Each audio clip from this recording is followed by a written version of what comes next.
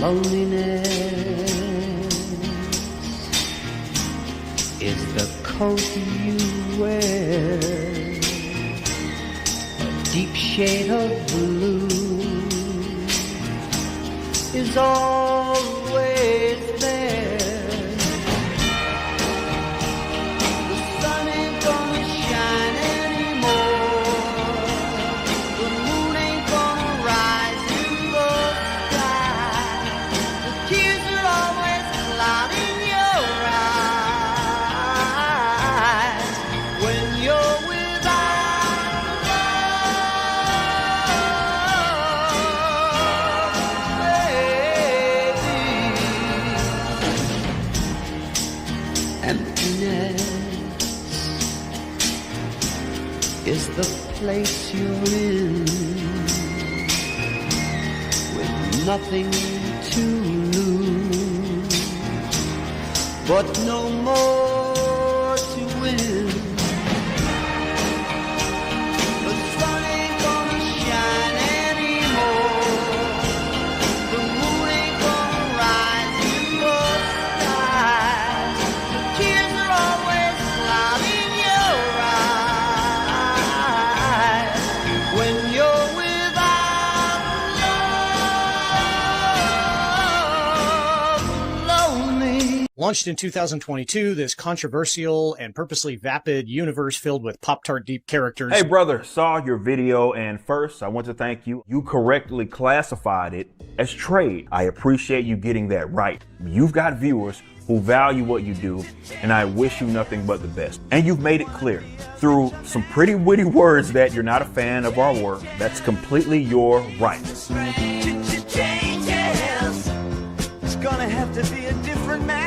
Considering the criticism of your criticism, I felt it largely lousy, pathetic. People that go into things acting in bad faith. Well, he's just inflammatory. This is just who this guy is. He's a dickhead. Buster Baxter looking ass nigga. Oh, how could you respond to me like you don't know how to take criticism? It's just my honest criticism. You are a hoe ass nigga. All these pissy broke, talentless fucking comic book pros. It's gonna be fun moonwalking on a dead ass career. I'm moonwalking on a dead careers, and I'm not one of those guys that like to look the other way. No. I'm gonna rub the shit in your face. But there's no reciprocity there. You know what I mean? So for certain individuals, I don't need him. I've been in the game for 50 years. The way that I'm talked about by certain crack smokers on the internet, he's threatening me. Threaten you with what? The fact that people ain't pulling up, I don't understand that. I'm giving y'all where I'm at, not hiding behind a fucking microphone and a camera. Like, I'm giving you where I'm at. Let's hash it out. Let's talk about it. Let's be men. Let's do confrontation. And I got more on you, but I'm built. You know what I'm saying? Like, I ain't no fucking like, you see what I mean? You see what I'm saying? Like, I'm actually built. I'm built for this shit. Right? I'm built like a goddamn brick. Called a hoe ass nigga. Wife's boyfriend left your bitch ass and took the kids, said he shared custody. We know what the fuck that mean. Tyrone raising them damn kids. Divorced, fat, and out of shape, right, and white. All I'm saying is you in no position to be acting like you give so much about fucking the women. Your bitch ass couldn't even stay with yours. Shut the fuck up talking to me. Get the fuck out of my face. So to you and to anyone else who's skeptical of the Rippaverse, I still value your input. You are free to your criticism and your analysis. And to everybody watching, we hope you'll consider picking up a book wherever you get your books. Get the fuck out. Growing up can be rough. It isn't always easy to make friends. Sometimes I feel alone. But then I met Barnaby and learned the truth about all cats on Earth, that they need my help. But the bullies are trying to stop our fun. Together with the Starlight Cats, I can collect all the jewels, so the Great Merlion will rise again.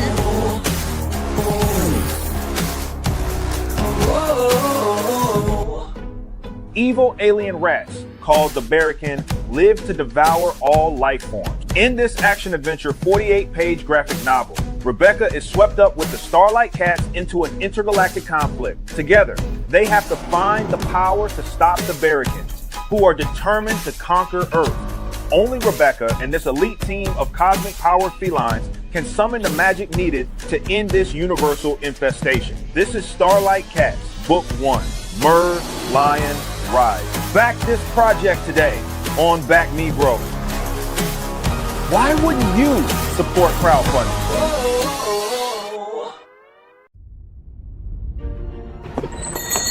Hey, do you still have any of the newest issue of Isom left? You're in luck. Last one just came in this morning. No way. A golden Mac ticket! And it's even spelled wrong! Are you sure we can go in?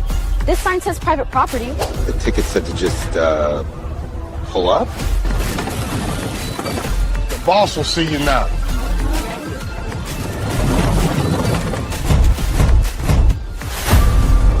Welcome to my empire. What's left of it? Name's Rippaverse. It's empty. Empty? Nah. Each beam carries a story, each crate a secret. Hey there, Miss Print. How are those new comics coming along? Hot and ready. Ha! Perfect. Nothing spelled right at all. Magnificent mischief in print. Can we get a comic while we're here? Yeah, $5. What? Did you think this was a kid's charity for comic books? Ha! This way, young dreamers. The floor's all yours. Here's the new issue of, whoops, almost NDA'd myself. She's always putting her foot in her mouth. Or someone's foot. Wow! Is that Chuck Dixon? Sure is. Can't nobody write like that big girl. What's he doing? Coming up with the next great Ripper book. Wow!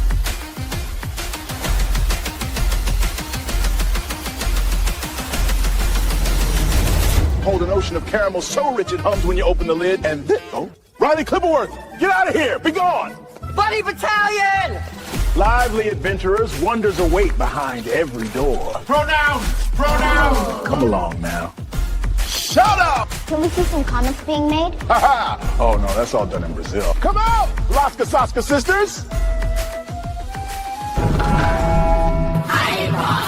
Do your thing, my bitches!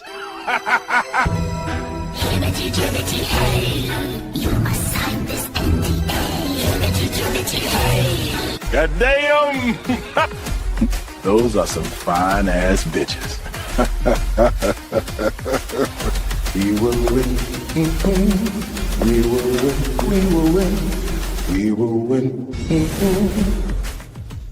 Wow!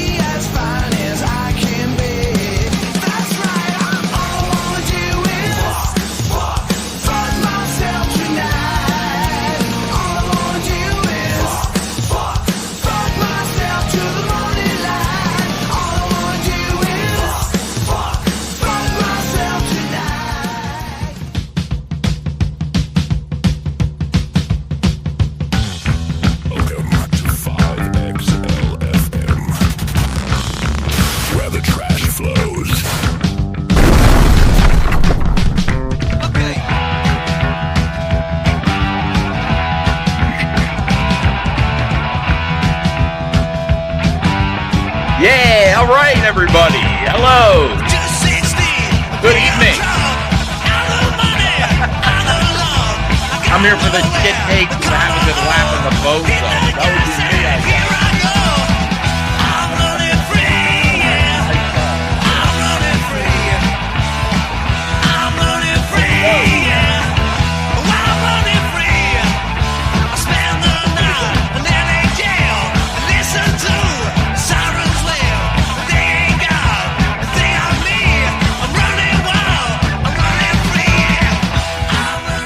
All right, we got a lot to do today, guys. I actually have so many videos to present to you, so many things to watch, so many amusing anecdotes to present to you, so much chicanery, so much mischief, so much monkey business, literally monkey business, a lot of chimping out.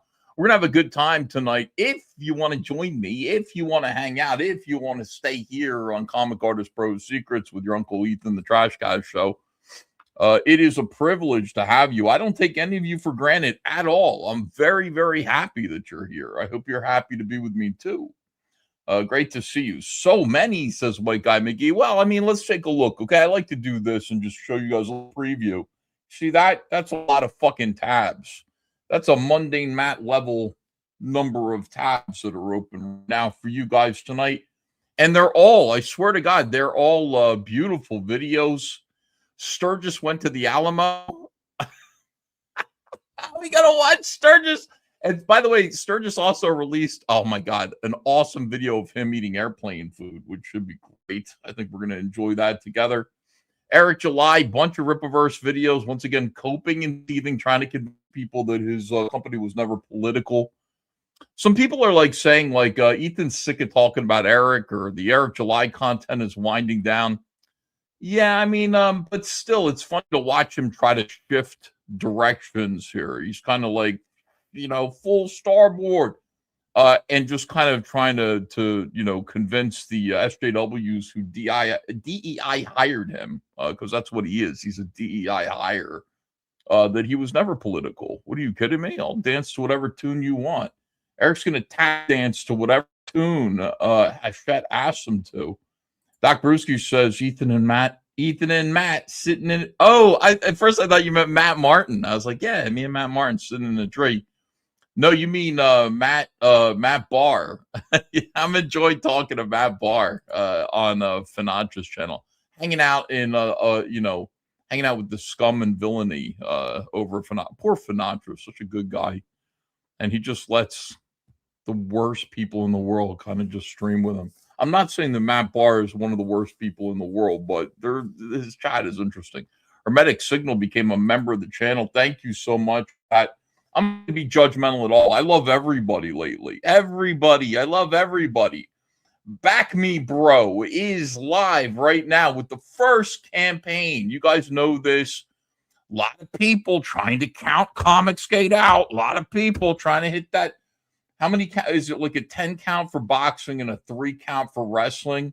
But every single time it's 1, 2, and boom, off the mat comes my back, my big back off the mat. Ugh, getting up again with Shane Davis, John Malin, Mandy Summers, Dale Keown, Graham Nolan, Aaron Lopresti, Andy Smith, Vasilis Lolis, Dan Lawless, Anthony Gonzalez Clark, and so many more. I hope I didn't leave anybody like out that's going to be upset. EJ Morges, who absolutely love. He did great on Comicsgate Kings.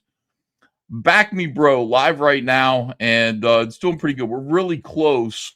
Oh, he sent like Yanzi's been. What is this? Let me click on this. Yanzi sent us all the links to set up our own pages, so that's pretty soon. I don't know when. Like, I'm not pushing her. I'm not saying, oh, Yanzi, like when, what? Because they're still doing this. They're still doing Starlight Cats. They're making sure everything is good. But the site looks so great, and the opportunity to be able to have my own platform and store that isn't overlooked by SJWs who are gonna, oh God, what is it called? Ghost me? What do they do again? They just make you invisible. White Guy McGee says these woke freaks at Hollywood are destroying entertainment. That's why you buy Rippa. Many failures later. My business ain't political. Yeah, that's what they were all about. Of course, that's the fuel. Sometimes I'm tempted to use that fuel too, because, like, you know, I don't like woke Hollywood, but it's like they ruined it. Like, I don't want to seem like them. I don't want to approach my audience with the same message that those people are saying, because it's just like, I don't know, it seems disingenuous when they say it. I feel like they ruined it. So you know, we're just going to talk about comics and then make fun of some other folks. Timothy Archer says, no Leem. No, there is Leem. There is Leem content. Are you trying to say, no, please don't talk about Leem? Oh, no, we're going to talk about Leem. Here's why. Today he reacted to Shane Davis and I think Jonathan Livingston Malin. This was nice. This was harmless. you know, I say this all the time, like, this isn't going to hurt anyone. You know, like, this kind of thing isn't going to hurt anyone. But Shane was promoting his campaign. Shane was promoting Back Me Bro. And this happened.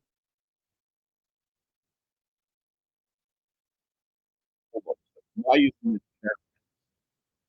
doesn't matter right now, but it'll pop up in a second, I assume. Want me to call that one up? It isn't always easy to make friends. Sometimes I feel alone. But then I met Barnaby and learned the truth about all cats on Earth, that they need my help. This is Shane's, like, book or whatever it is. All right? Liam's acting like he doesn't know.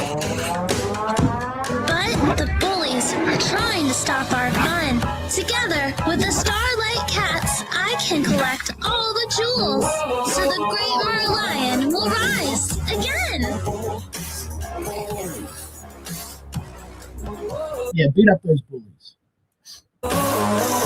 Evil alien rats called the Barracan live to devour all life forms in this action adventure. 48-page graphic novel. Rebecca. Liam, your acting sucks. I mean, you know, the whole, like, what is this? Is that my voice?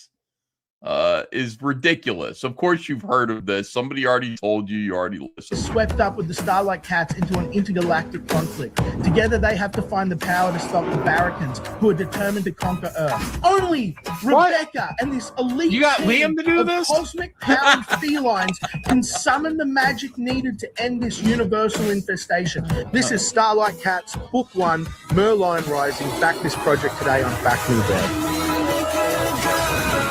Liam, that's what they did now. Like, we don't need you to be in Comicscape because, you know, all of your charm, all of your charisma, we've artificially replicated it without your permission. At least they have. I haven't done it. They have.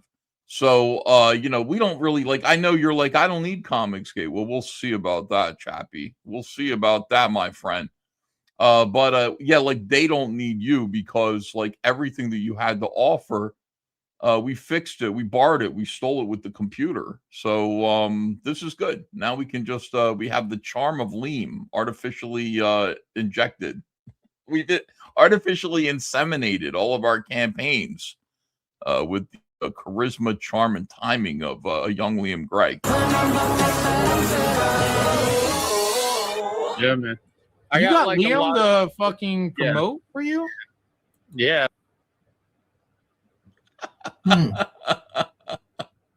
This is a great bit that he does here. Now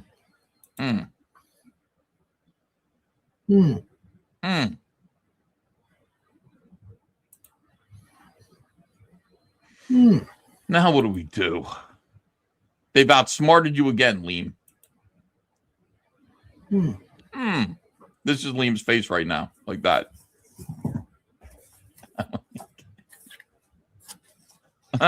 What is that? Oh, that's Death Note. So this is the Death Note book here. Liam's unpacked, you know.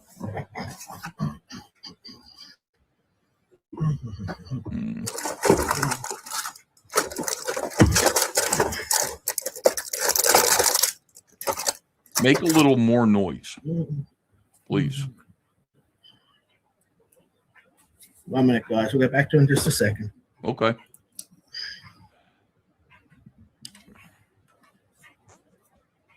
I was watching this live when this happened. I don't know why, but I did see this. He had 22 people watching, and one of them was me. I was like this, watching what he was doing. Death Note. He's going to write somebody's name in there, but we don't see whose name it is. Let's see. Could it be? It's not Davis. It's too long to be Davis, and it has a dot in it. I think it's Ethan Van Sciver. Well, Davis has an I in it, too. G-Doc Swift says, just admit you love Leem intensely. I do right now. At this moment, I do love Leem. Where were we?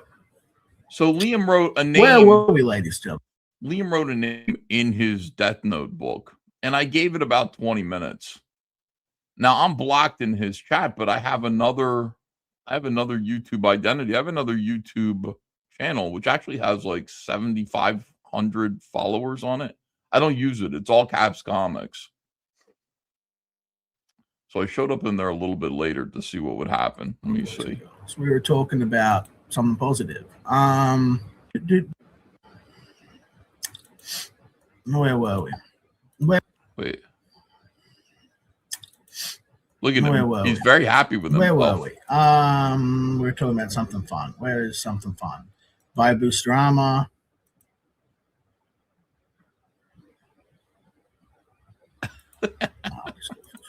Let's just keep packing away. Just keep packing away. He's so pleased. I love it. I love smug Liam.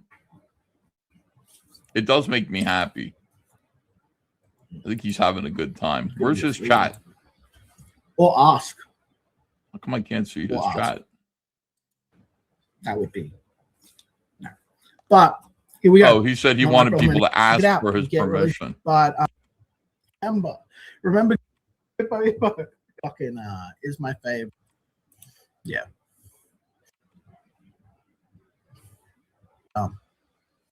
You guys aren't dumb. You guys aren't dumb, and it's you're not going to be fooled. Liam is saying to his chat, he's saying some of you are going to think that that's me, actually, my actual voice endorsing Starlight Cats, and that you might back it because for no other reason than you think that I've endorsed it. But you guys aren't dumb. You guys aren't dumb. There, you're not going to back Starlight Cats. You're not going to be fooled by that. You're going to wait to hear his master's voice before you actually jump to a conclusion. Like backing Starlight Cats. That's all I'll say. That's all I will say. Okay, let me see. He's like having a good time. For a second. What is mumbling under his nose, says Timothy. Godzilla Kong. I don't know. You like kaiju stuff, guys? You're going to love Godzilla Skull Island. So Liam has wished death on someone. Fuck me. My promotional juices are weak. You're gonna love Godzilla and Kong Skull Island. Great kaiju stuff. Great kaiju films. Yeah, kaiju.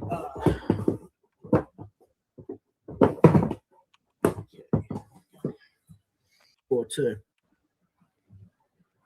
Godzilla.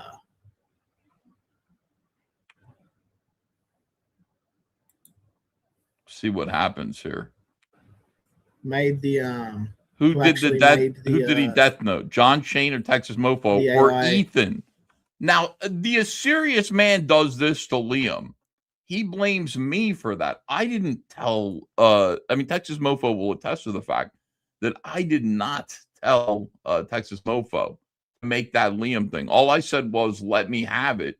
And let me tell you a little bit of behind the scenes shit. He said, no, I can't because it'll fuck with Liam too much if you have it at Shane's expense. So I said, well, I understand that. All right. Yeah. On a positive note, which is what tonight's all about. Yeah. 009 series. Let me skip ahead just a little bit here. I'm trying to find the moment. Anything about third episode is Megacorp terrorist. Can someone that I need a new Skullman? My anime actually the one in the Skullman was like complete dreams over Crunchyroll animation. I think that the way don't you worry. Nah.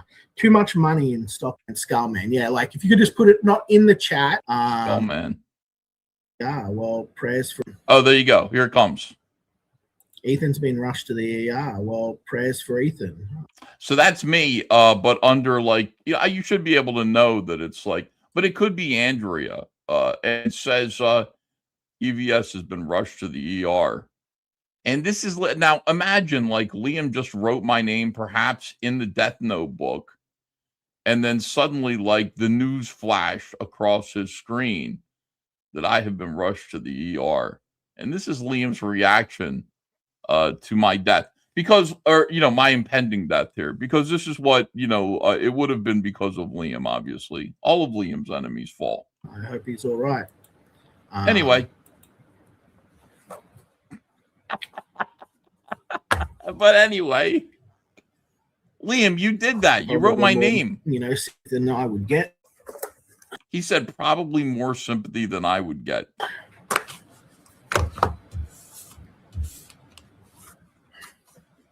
It's all over, Liam. I've been rushed to the ER. Yeah, but so Cyborg 009 is fantastic. The animation style is a little bit of an acquired taste, but the character writing is so good. And it's a classic. It was developed by one of the guys that worked as an apprentice alongside. Here's my note. I will not have Liam be. Liam is not writing my eulogy. You know what I mean? I'd rather have Andrew Farago write my eulogy than Liam Gray after that performance. Please. Tezuka. Where is it? It's meanwhile, and it's so good. His chat is saying well, that's just karma happening there. Oh, sorry, Liam death noted you, says the Hammer Dan. Yeah, well, that's what happens. And it's terrible. It's the guy's like a speedster. Liam killed me. But it's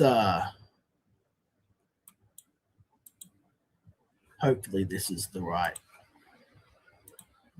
thing. Liam, you okay? Is it cool? Got a channel and people that wasn't a fucking Liam's done. Liam left. Best hearing shit about that. People can suffer. Oh, let's put a spoiler on everything.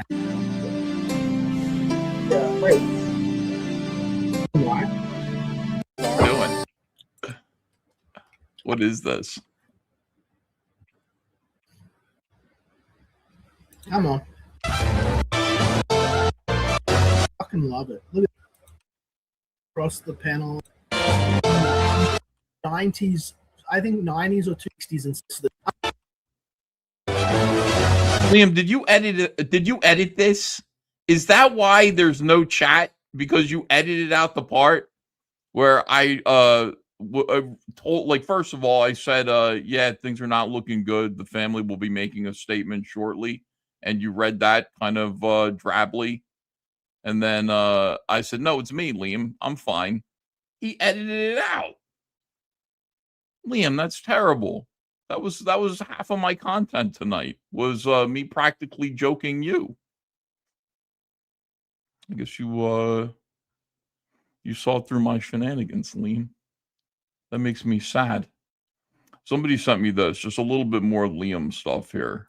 Somebody said I did a bad job of commenting on Liam. That I didn't get to the part where he was righteously angry at me, and I should have reacted to that. So I'm going to react to that. And did Liam do that? Is he smart enough to clip out most of the part where let me see. I was sad first. What the fuck, says Go Scoop. Yeah. Where can I get more all caps comics stickers, says the Hammer Dan. Oh, okay. I'm gonna do a bunch of sales tonight. I am gonna do sales tonight. I will remember to try to make money tonight. I will. Where's Sturgis? We're gonna get to Sturgis. Hold on. We're gonna get to Sturgis. Liam now acts like he will have his revenge from the basement office, just like Stephen Root in Office Space. I just wanted to see what would happen if Liam honestly thought, and Liam did believe, I think he did believe, that I had been rushed to the ER. And he said, yeah, good luck. Nice. So if I actually dropped dead because Liam wrote my name in the Death Note book, he'd be fine with it. No reaction. That is sad. Okay, hold on a second. Makes me sad, Liam. I'd be sad if you passed away. All right, because of me. Where are we? Look here. Liam with this goblet. Trumpet.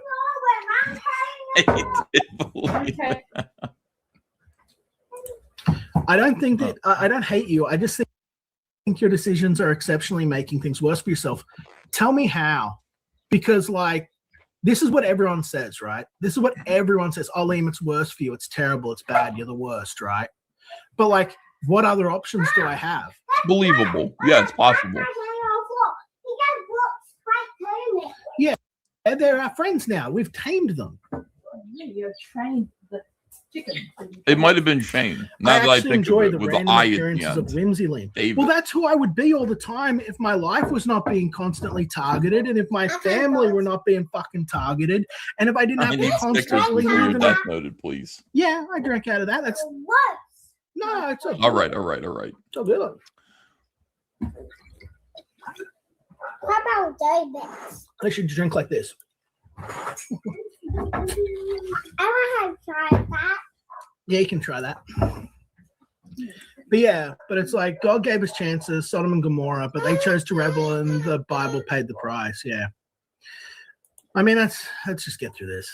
If I'm not talking to her, right? But the thing is, Liam, is like, you know, I know you have issues with her. I don't fully understand exactly what your problem is. He's got his kid screaming in the background. I got my fucking northern gray tree frog screaming. I swear, like, my frog hears my voice and then just responds to it, you know, like that, like really noisy. Okay, you can shush. Settle down. Fed him a lot of pinhead crickets today. He's feeling very, very froggy. What your That's problem? your mistake right there. And see how quick he lit up. Yeah. When you say I don't understand, because I fell into that trap. It's not a trap. It's not a trap, right?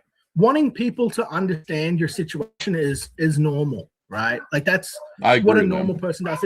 If the entire world's calling you crazy or is like doesn't understand your motives, then you want people to understand, right? Hold on. All right, He's like, oh well, let me fill you in, and it's like, no. I see. I want to not know, you know. Well, yeah, it's willful ignorance. It's look. I'm gonna be straight with you, Shane. It's cowardly. That the way you think is the way a coward thinks. You have coward brain. The fact that you ask questions you don't want answers to is of such low and poor character that I think of you as worse than anything I am. Like the fact that you would ask a question, people ask and refuse the answer. Okay, now why am I doing this? Why are we watching Liam? Great, it's because of you guys. You guys, TRASHCAST happens. Let me just talk to you guys a little bit about how TRASHCAST happens. I don't choose to do it. It's not something that I do. You're quite right when you say the trash builds up. You guys, it's on you to be ever vigilant about what's going on in the world of garbage, and then send it my way. And when, you know, you guys send me enough trash that it's just, I can't ignore it anymore. It's like a garbage strike in New York City in 1979. At some point, I got to do something about it. And then it becomes TRASHCAST. And we've had that situation happen 276 times in the past 4 years or 3 years. And that's because of you guys. That's you guys. That's your energy being given back to you, being reflected back to you by me. I'm happy to do it too. Happy to entertain you. So some people, one person sent me this and said, you sucked at reviewing this. There's 4 minutes of Leem here where he's going off. And I think it's supposed to be at me, like directed at me. And I'm supposed to react to this because I watched this video, but I didn't react to the part that I was supposed to react to. And that's all it is. I'm just here to serve you guys and your interests. All right, here we go. Just shows me that you are not there. Yeah. Now I know that'll be clipped, but I mean straight up, Shane. Like that's is there something noble about that? The better thing to do is to not involve yourself and not ask at all. But if you're going to come and say, hey, what's going on? Actually, I don't want to fucking know. Okay, fuck off. Get out of my life. You know, you fucking got no value to me. I want to know. Well, Tell me I about don't fully understand. It's kind of a figure of speech. Like, let's move on, you know? Yeah. It doesn't mean like, please fill me in. Yeah. Well, he's a figure of speech. Nice. He was like, I'm trying to express it pretty clearly, you know, but so I don't know how much better I can be in sort of explaining it. Okay, so what? And here you'll see that he made an assumption that I was going to sit there and info dump on JJ. But Yeah. I'm just like, I don't know how I can be much more clear to explain what's going on with my circumstances, right? I don't know what's going on with your circumstances. Right? No, I don't know. Everyone take a drink and make fun of the way I say a word, right? So what? Yeah. That's funny. Rather than actually look at the conversation of what's going on. Yeah. What specifically, though? What specifically did Katie? Because I know I saw clips of her where she'd post She things. vowed in private rooms. No, I got another Rippaverse, CG tons King of and to it, other people tons who of were it present tonight. that she would not stop until I was destroyed. What the fuck? You would not stop until I was destroyed. I like that. Like Fucking the Death retarded, Star? man. Like, yeah, remember that time? Yeah, Ethan, it is retarded. It is retarded. Give it Remember to how me. you said that we should be able to just coexist? Yeah. Yeah, that's retarded too.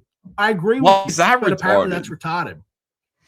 Katie refuses to coexist, and now she doesn't exist. Yes, she does. And you're choosing her side. No, I'm not. She attacked me, not once, not twice, 17 fucking times. And those were just the things that they found a count of. 17 times. Can you tell me what And those Liam's times still in the were? wrong, Ethan. I'm Well- going, please, for the love of God. Okay, a couple of things. First of all, I'm not taking Katie's side because I have no idea what the fuck you're talking about or Katie. And I'm interested though. I'm not like cowardly Shane. Like you called Shane Davis a coward. I'm not like that coward Shane Davis. Shane doesn't care. Like Shane isn't interested in any of this. I kind of am. Right now I am. I'm enjoying this whole thing. So I'm interested in exactly what's going on. Now, you say that I take Katie's side. I don't take anybody's side at all. Okay, because in that way, in that sense, I don't care. In the sense of like choose a side. I don't really care about that. I care about like if it's funny. So you said that Katie attacked you 17 times.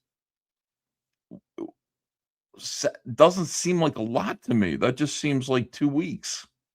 Seems like 2 weeks of a little bit of energy directed at you. I've had that. Oh, wait, I've had 8 years of it. So like, what exactly did she do? What were the 17 things that she did to you? I would like them listed. I'd like to know. I would have Katie in here. Katie would tell me exactly what those 17 things are. But I am curious. The idea that I like have chosen a side is the gayest thing, man. Matt Barr was giving me that energy too a couple years ago. You chose Liam over me. I could give a. You chose mint salad and Riley over me. I did not. I didn't choose anyone. I don't know. How can I express myself? Oh, it's a challenge. Everybody seems like children to me. I wouldn't think that way. I don't mean to think that everyone is a child, but like they present themselves in such a way that I have to think of them as children. How do I avoid hurting people's feelings and making them feel like I'm choosing another child over them? When in truth, I'm only choosing me all the time. Like I'm mostly choosing me in my own interests. I'm not choosing Clippa over this person. I'm not choosing Frog Tony over that person. I'm not choosing Katie over these people are all just there, mostly in my peripheral vision. I don't understand. What can I do to make that clear to these fine folks? That I don't prefer anyone to them. In some cases, actually, I prefer everyone to them. But, in Liam's case, no, I'm not choosing anyone over him. But he does need to behave himself better. And that's what I would say. And I said that to him today. My punchline to him after I revealed that All Caps Comics was, surprise, it's Ethan using another account that you haven't blocked yet, but you soon will. Surprise, Liam, this is the kind of content that you should be making. Not this, but the content before, where you're sitting there going through your DVDs and you're talking to your 15 fans about anime, about cartoons, and about the dumb shit that you like as an adult. It's like good content. That's pleasant, Liam. And you reacting to Shane Davis the way that you did was funny. That was very charming. That was very good. This is just anger, and it's silly. Well, anyway, I said, good job, Liam. More of this. And he said, I'm unpacking right now. Okay, I just moved. I haven't arranged myself properly to get into attack mode again, to become an asshole again. He didn't say asshole, but that was implicit. You know, as soon as I finish unpacking these Care Bears, you guys are fucked. Ethan, don't involve yourself in this. You've got a family and everything. I don't want you involved in this. Stay over there. And you are involving yourself. Oh, this trying is to it. humiliate me, degrade me. Yeah. You know, like you're playing the clip from right before I fucking hung myself. Like with I reacted to this. Didn't I react to this? This is the thing where I said, Liam, you know, I'm playing that clip because I don't believe any of it's real and all this stuff. I did react to this whole thing. Your awareness of what a cunt you're being. Or maybe this is different. Maybe it's and your different response occasion. isn't to go, yeah, maybe I'm being a cunt here. Oh, it's to yeah, go, this is Liam news. to X, or I'm going to be more of a cunt to you. Hold on a second. Now, I don't know where this came from. I heard somebody talking about this. This is something he revealed later. He said that the branch broke. Like and he fell. And thank goodness for the, you know, the dying trees of Australia, I guess. Thank God for like deadwood. That you know, you would try to do something that drastic and the tree just wouldn't let you. You know what I mean? The tree just breaks and then you end up falling on your butt. Maybe you're crying. And you have a chance to think it through again. You know, that's what he said. Yeah, I didn't hear him say that, but he just said it here. He just said it here for the first time directly where I could hear it. Embed says, holy shit. Wait, holy shit. Yeah, that's, thank you, Embed. Where can I get more All Caps Comics stickers? We do have stickers that we throw into orders. I can have Brighton do that. Let me set some stuff up here. Let me get some sales going. And today let's just do some sales. Let's make a little bit of money tonight. Let's have a little bit of fun. Let's sell some comics. Let's sell some toys. Let's clear out some merch. This is Salamandroid number 1. Salamandroid Death Sting, $25. And tonight, I'm going to put 10 of them on sale. 10 of them on sale. And you know what I'm going to do? Oh my God. What if I sign them? Me.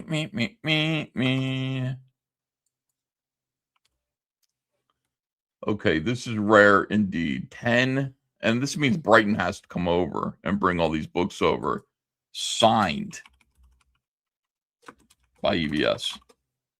All right, so 10 signed editions, only 10 signed editions of Salamandroid Death Sting number 1 with a beautiful cover by me for $10. And I'll put those in the chat. First come, first serve. And don't wait too long, I would say. Sal number 1 signed. Because these aren't signed. I never sign these. Whoa, chat's moving. It's trying to catch up. Okay, there we go. Let's pin that message.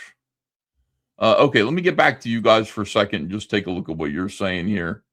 Annuist 800 says, hello, Uncle E. How are you today? Wish you were fine. Thanks, Annuist 800. I am fine. Do you mind me making TRASHCAST parody and sell it? Says Cool S Hep. Yes, I do. TRASHCAST parody art, I mean. Oh, no, go ahead and do that, Cool S Hep. Salty Traveling Sea says, Liam Gray nailing the 17 things to the church door. That's what it sounds like to me.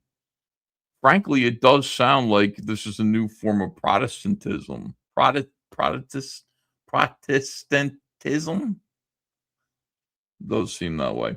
Just Batman 10 says, Ethan, it's the internet. You are forced to pick sides so the other side can attack you. 66 months. Woo! Yeah, that is true, huh? And if you even feign like kind of to one side, they will assume that you have chosen a side. But I haven't. I don't care. You know, I really. How come people call me a narcissist? I wish people would be consistent with this. Why do people say, Ethan is a narcissist and then think that I care about anything that they're doing, or that anything that anybody else is doing? I mean, it's just like hypocrisy of the highest order. It just doesn't make sense. It's cognitive dissonance to think that I am a narcissist and that also I've chosen a side and maybe that side is not you. I haven't chosen anybody. Jabba the Cuck says, who cut Liam down? I think Jesus did, honestly. If you think about it, I think Jesus did. All right, so here's Liam. He's getting real mad at me now. He's mad that, you know what he's mad about?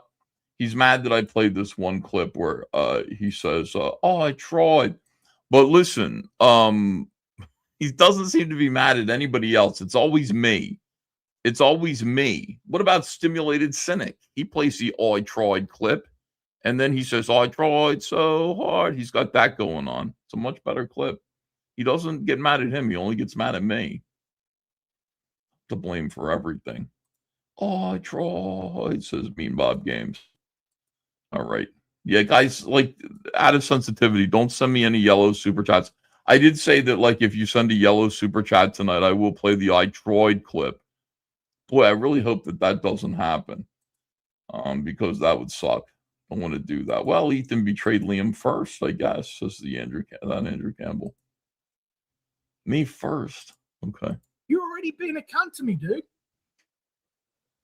All these people are being cunts to me. Cunts. Are being assholes and horrible people. To you. If I had you, Ethan, if I had you crying on the phone to Gal Simone, for instance, let's say I had that as a clip about your marriage, you in tears over your fucking. I tried not to send this as well before on those phone calls. Oh, hold on. Let's say theoretically she recorded them. Right. And I was to play those of you at your lowest fucking point, crying about losing your first wife. Right. Over the phone. And I was to play them every single fucking day for $20 to humiliate you. How would you feel? I would feel like, hey, wait a second. I didn't post these to the internet. Some asshole did. Some asshole recorded me against my knowledge and is revealing me talking privately to another human being for the internet. Not to put too fine a point on it, Liam, but you did post this yourself. I really fucking tried. This was your choice. You did this. You chose to do this. And it should be kind of a lesson to you, Liam, that, like, not everything needs to be a performance for the public. Because when you let the public into everything that you do, this is what happens. They take clips, they take snippets, they form judgments about things that maybe you regret later. But we keep trying to tell you that. I've tried to tell you that over and over again. Keep your family off the internet. Stop using live streams for therapy sessions. They're not therapy sessions. Your audience isn't there to listen to you kvetch and complain, bitch and moan and cry, and then also make up conspiracies all the time about some weird stuff I don't even want to get into. But that's the thing. So that would be the difference. I know it's hard for people in this space to come up with one-to-one analogies, comparisons. For example, let me tell you, I did put on the internet, me putting the phone on top of a urinal with it muted while I peed and was saying weird drunken shit. And Liam, that gets played all the time. And by the way, that was me at my lowest point. That was me going, I'm going to go get obliterated because I just found out my wife is ill.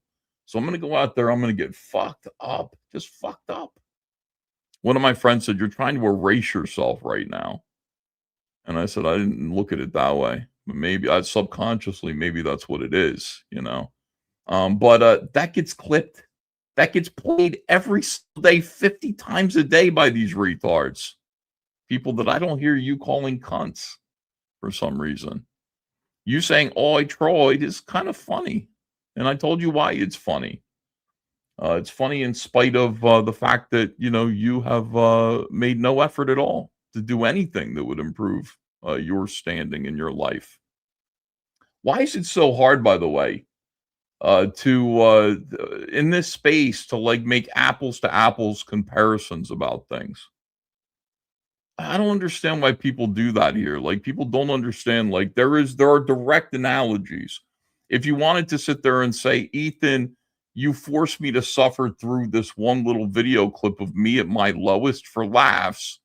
What if I did that to you? Or what if somebody did that to you? And then you point out some fanciful idea that like wouldn't exist, and if it did exist, it would be completely like fucking have nothing to do with what is happening to you. When there is something, there is a one-to-one direct comparison that you could use, that your friend Frog Tony uses, and you say nothing. You say nothing. It's crazy. Use your brain. Jim, is the Liam really do to you? Am I one of these people that would do that kind of horrible, evil shit? Like, I'm not being treated like a human being. I'm being treated like a fucking punching bag, and I'm not yelling. To just take it forever. I'm trying to conduct myself in a fucking higher caliber here. I'm not sinking to the same fucking level that all these other scumbags are. I'm at least doing things through a court of law where there can be a sense of justice. What is it with Urashima Taro? And people are involving themselves. More and more people are involving themselves. I got to say something here just for a minute that's completely off topic. Urashima Taru's super chats are invisible to me, and I do not know why that is. I don't know why. I can never see your, like, every single day you have to say to me, you forgot, you missed my super chats. And I go, I don't think I did. I'm just reading them in order. And then sure enough, I did. It's bizarre. And I'm sorry for that, Urashima Taru. Thank you for your continued support in spite of whatever this bizarre optical illusion is here that's happening. Starlight Cats has defeated the evil of PTP sevenfold. Did it? Okay, good. Yeah. We're trying to get it to 20,000 though. 20,000. I don't think it's gotten there yet, but it's doing pretty good. Thank you everybody for supporting Starlight Cats. Starlight Cats. All right, back to whatever this is here. For no reason. We want to know what's going on. Actually, we just want to talk about things from a point of ignorance while your life is dismantled. And we want to gamble our fucking careers on it too. Well, I'm sorry. I don't give a shit. I'm in the ER right now. At any point, did anyone want to sit down and have a private, calm conversation with me about it or suggest things that might actually work? Yeah, I mean, the problem with that, Liam, is that like everybody. First of all, you're not in a listening mood. You're in a speaking mood. So, you know, somebody who's not involved, somebody who's an outsider, who's never done anything to you except for make one video kind of marveling at you and making fun of you. A guy named Bering, fellow countryman, tried to have a talk with you. And you didn't listen to he was speaking sense to you and trying to bring you down to earth. You didn't listen to a word he said.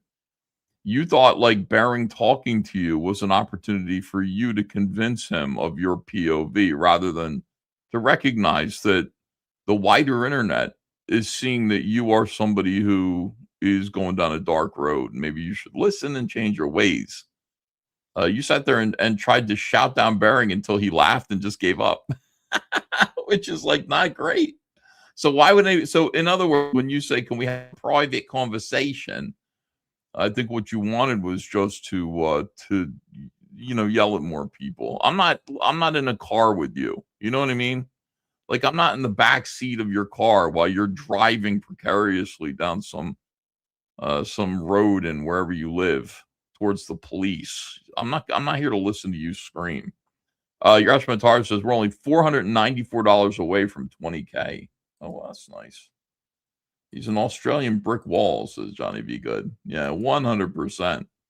Yeah, that's how people see it though, for real. Like, I don't know. I don't think people are going to sit there and tolerate a conversation with you when you're just there to talk to talk and completely not listen. I just don't think that that's going to be something that happens. So I don't know. Yeah, we all Troy. Grafton, New South Wales, says fan art exhibit. That's where he lives. That's right. All right, we're almost done with this, I think. Not just, oh, Liam, fucking endlessly take threats of violence against you and yourself and your family. Just keep taking them and just keep randomly having people show up in the middle of the night. That's weird. Who is randomly showing up in the middle of the night? Man, I really want more details about this. For somebody who says nobody will listen, and Leem has accused me of this. Leem said, I've offered you evidence, Ethan, and you've refused to look at it. And that's not true. If you said I have evidence to show you, I would say, oh, well, let me see it. I don't really see evidence. I don't really have an offer for showing me evidence either, as far as I can remember.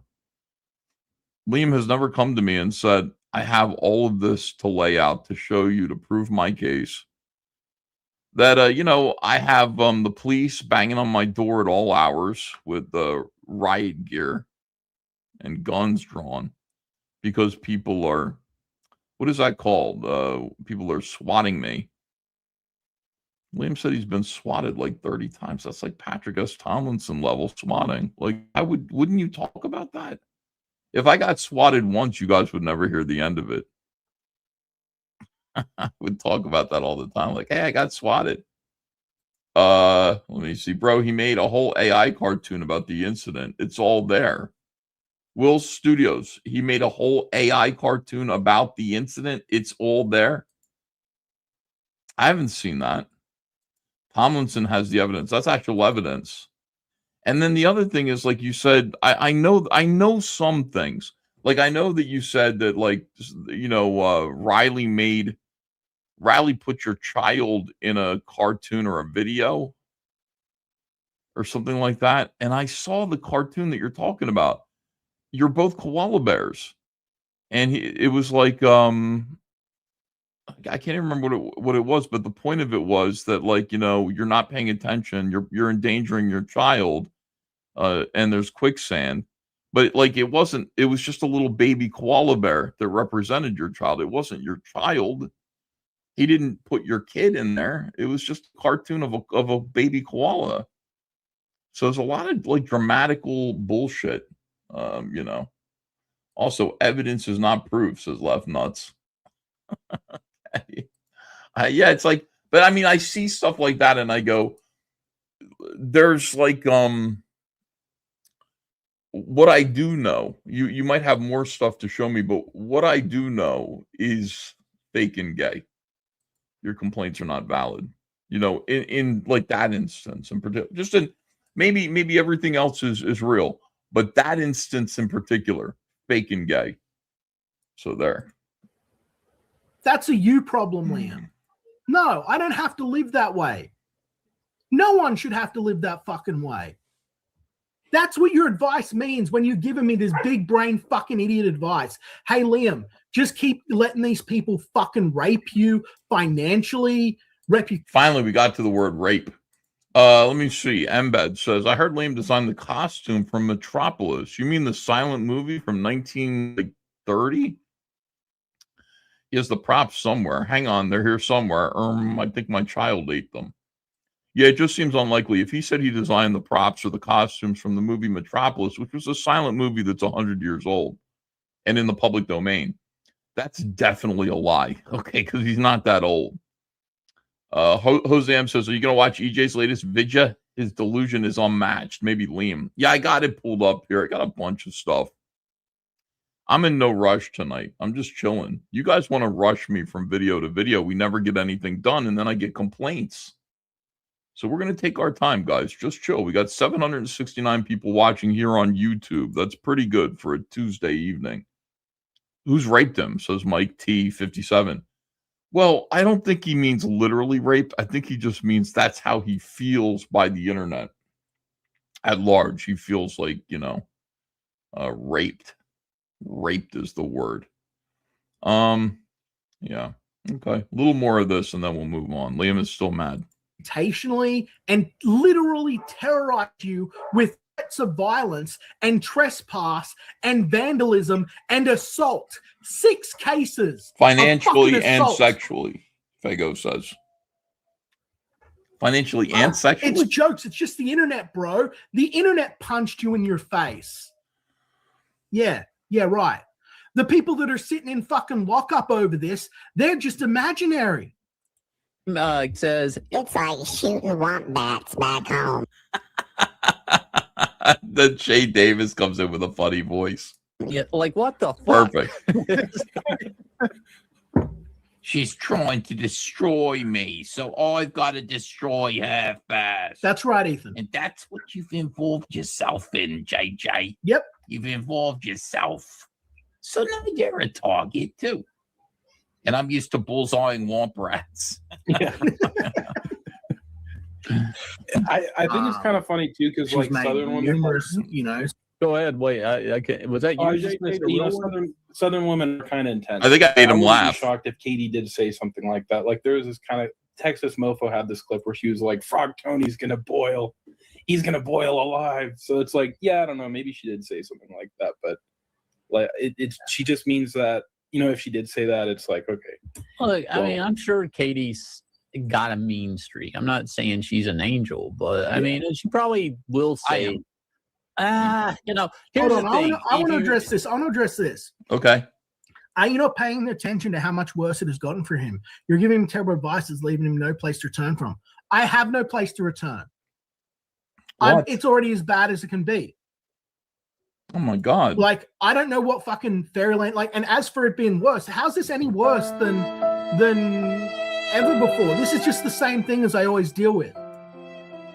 How is this any worse? Literally, my subscribers are up, my views are up. Who's in lockup my over family this? are happier. I don't know. It's easier to me not have to do all this shit, to just let fucking E-Safety Commission and the law enforcement do it, all their jobs.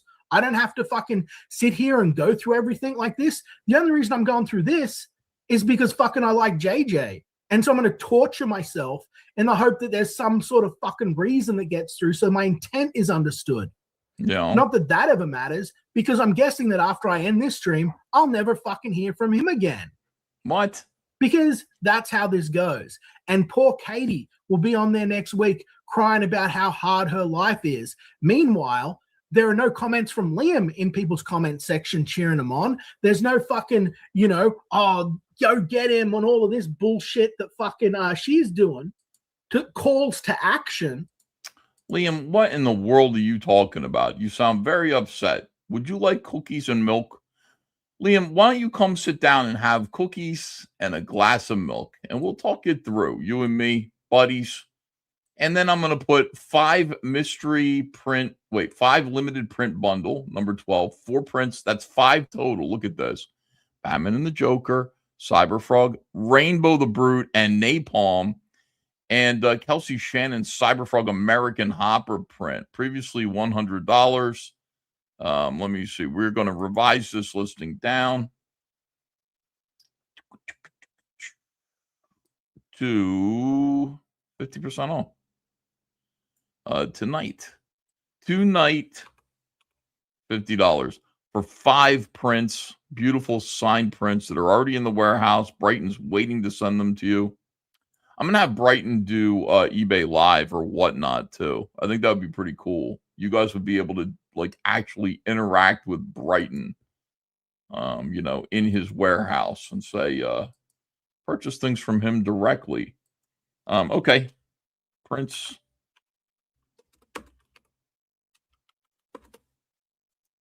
I'm putting this link in the chat. Grab one, guys. Thank you. Grab a set. And they'll be sent out to you tomorrow. There it is. Okay. We'll replace this. Everything's a nightmare all the time. Okay. Good. All right. Back to Liam Gray. And we'll just see how he's doing. I'm going to keep marking things down. Heads up. From me. Like, you all think, oh, it's so much worse for me. There's nothing worse. There was there was nothing. The moment that I was uninvited from For the Fans Fest after being shunned like 3 times for things I didn't even do. No, you were okay. All right, listen, Liam. First of all, wait, why did I shun him again? I forgot. There were like 6 different things in a row. Well, what did I shun him for?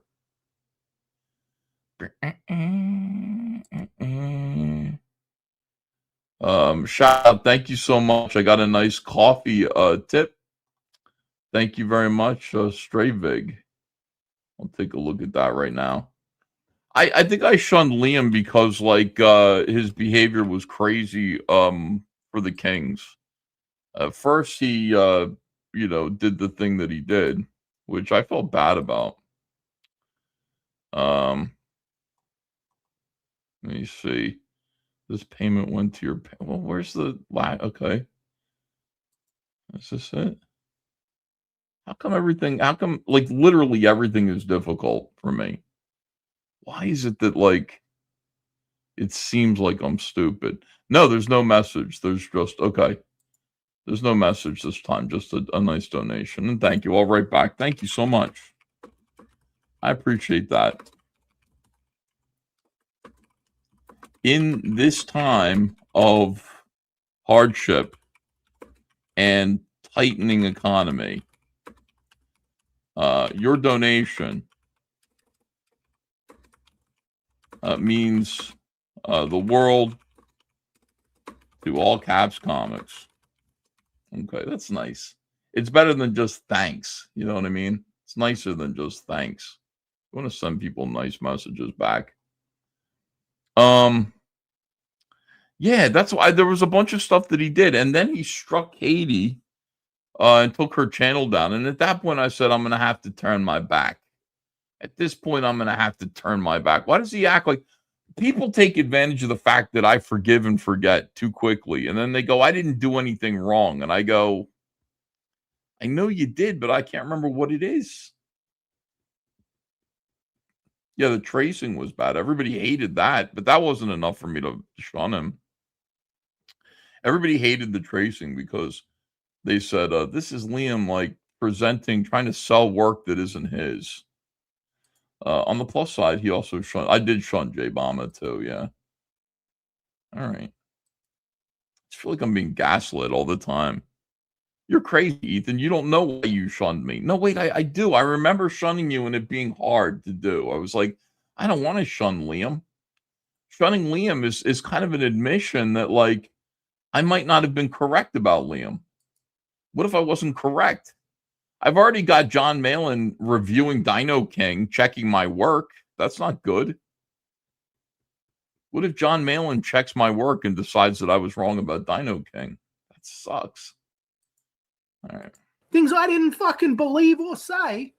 The fact that everyone wants to pump up the slums and let them fucking ruin Comicsgate. Pump up the slums. And there was nothing for me to lose anymore. Right.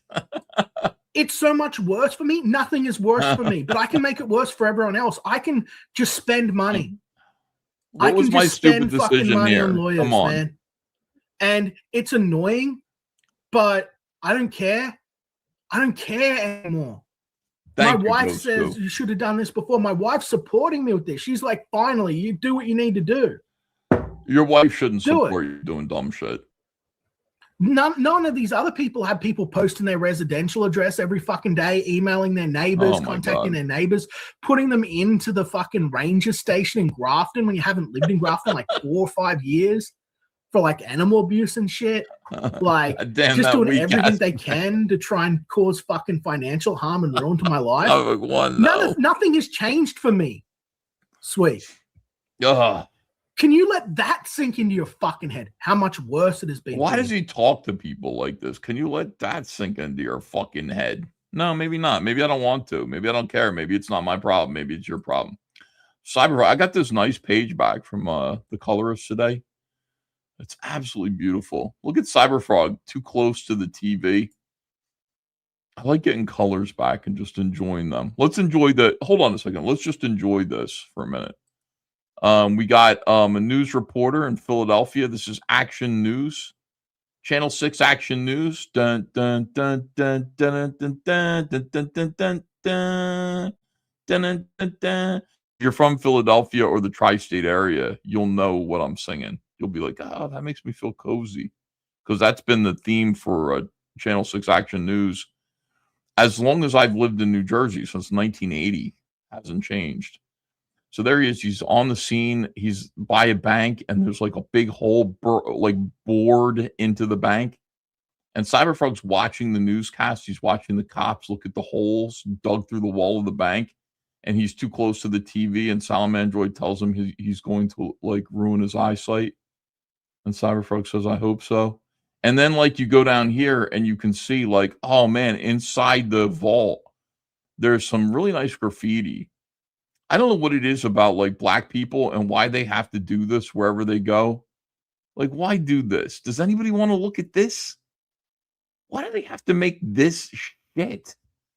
Like, if you live in Philadelphia, this is all you see. You see this kind of shit everywhere. Oh, I'm tagging it. You know what? You know who tags shit? Dogs tag shit. They pee on walls and they go, "This is my territory." You're not like, this isn't your territory just because you put paint on it. Anyway, it says, "Thanks, pigs," from Rumblebee.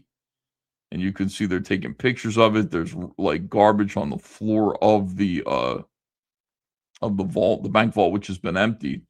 Meanwhile, you've got Scorpinra and you've got Amix Sin deep underground watching the same newscast that Cyberfrog's watching. And you get a little glimpse from above, like that's a little video camera shot of the thief, master thief. He would be Rumblebee there, so that's important. And then you see you actually get to see Rumblebee himself, and there he is in a shitty motel. Look how good I am. He's in a shitty motel with a pregnant girlfriend who's sitting there looking miserable. And you can see it's a motel because it says motel out the window. And he's ready to go out again. He's got a grocery bag full of money. He's got his fucking spray paint. He's got his power drill. Now, this is what's important. We got a little bit of interesting stuff here on the wall that you won't notice. These are some Easter eggs. If you look at this, does anybody recognize, can I ask Comic Skaters if they might recognize either of these two photos on the wall? This wall art there. Is it possible that any of you might know like what those things are, like where they came from? Because I mean, everything's related to YouTube. I want everything to be like a reference to Comicsgate, etc., etc. That's what I want. Well, that first one there is Jay Ishiro's video from 2018 about Liam Gray. Remember Jay Ishiro? He was, this is the whole thing. He's a cartoon here. This is Liam saying, "Oh, I've failed. Oh, I've failed." Okay. And Jay Ishiro is pumping him up, and he's giving him some good advice, some good suggestions there. And that plays into the story a little bit. It's a very subtle. This is the thing. When you support Cyberfrog, when you get a Cyberfrog book, there's all kinds of stuff in there. It's saying something. Okay. So again, we'll go back to the art. Now you'll see there's Jay Ishiro. Let me blow it up a little bit here if I can. Scroll down. There you go. You see? There it is. Yeah, it's a deep cut right there. But I mean, listen, it's Comicsgate lore, guys. Oh, I tried. There's a lot of I tried. There's a lot of like, now this up here, people will think that it's the Milkshake Girls, but it's not the Milkshake Girls. Those are the wine aunties of Marvel Comics with the Marvel Lifestyle brand video that Zach did. That's what's important there. And that means something too. The wine aunties of Marvel Comics. You'll remember that video that Zach did where a bunch of fat lesbians are sitting around behind a table like they're on a newscast like TV. and they're showing Marvel Comics items for sale, like purses. Oh, you guys got it right. It's the aunts. I said it first. When? Yeah. So the book is full of moments like that. It's for you guys. This is very nice. This is going to be a very, very nice comic book that you guys will enjoy. Did someone say lesbian? Says Louis Flay. I did say it, but you think that it's not what you think it is, man. If you think it's going to be like they're going to be pleasant lesbians, they're not going to be pleasant lesbians. Look, you got two different phones here. You got the rotary dial phone here, and then you got the phone that's on the wall that's like an early push button phone. So you can call from this side of the bed or you can call from that side of the bed while you're watching an old TV. And on the TV is the same news report. That's him right there. And there he is. And he's going out again. He's got a little thing on his wrist. And the wrist thing is a police band. So, you can hear the police coming. You can, I hear the police. They're coming, so I better not. I better go. Et cetera, et cetera. So get ready, guys. Ethan, is there such a thing as a pleasant lesbian? Paula Cole? No, not Paula Cole. Pleasant lesbian. Somebody who's a lesbian who's just not acerbic, cruel, stupid, angry. Could you guys think of one? Only in porn, my friend, says Louis Fillet. They're being paid, though. Yeah, I don't know. I can't really think of any. I give it some thought. Paula Poundstone, Jodie Foster. Now that's interesting.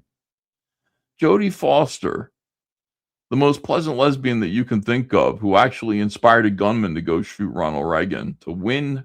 Imagine that. Imagine being a man and being like, I'm going to shoot Ronald Reagan, President Reagan, so that Jodie Foster will look my way. Like, bruh. You might be, like, there's several things wrong with you. Several things wrong with you. Yeah.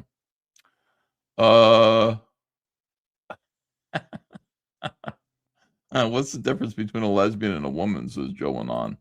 Is this a joke? Is there an answer? I'm not sure.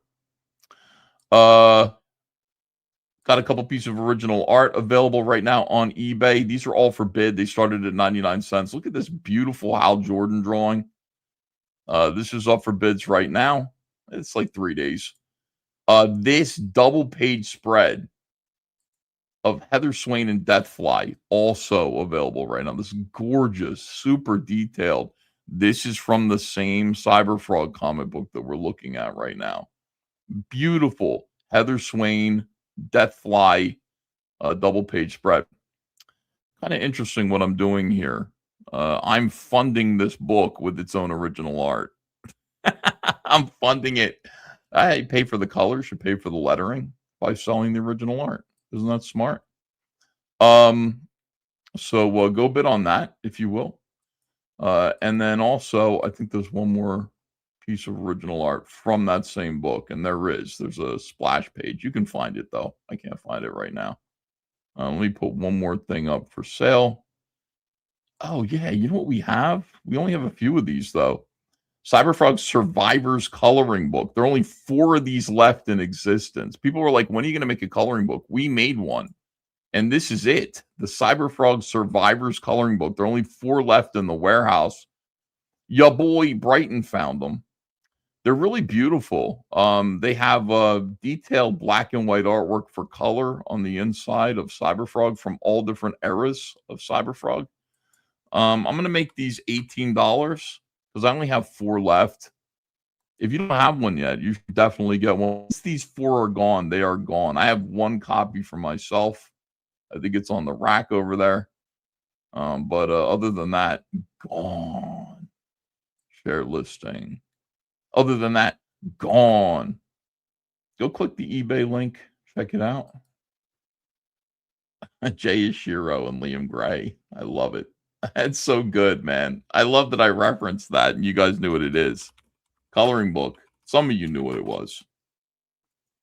It was Liam's introduction to the community. I didn't even know who he was yet, but he had a campaign, and it failed. It failed to fund. And he did a whole big whiny crying video about how like he gives up, and it's just crazy. It's typical. It's like, you know, what we kind of came to know of Liam later, but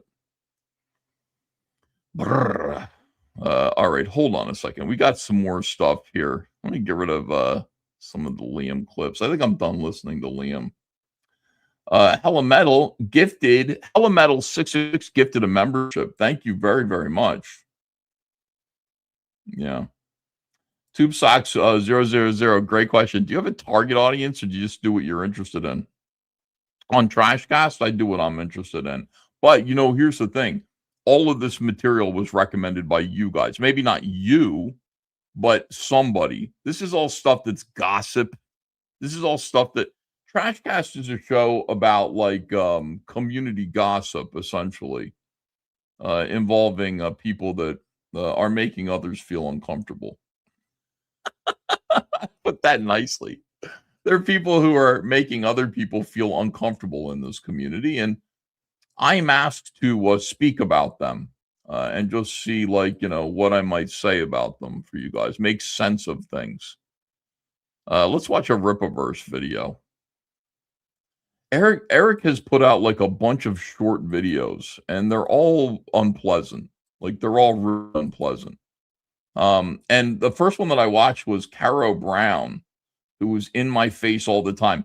Rippaverse used to be like a bunch of people, and it has basically Caro'd Brown to just Caro Brown, Eric, NDA Andrew, Brandon, Laser Eyes Brandon, who does all the warehouse shit. He's security.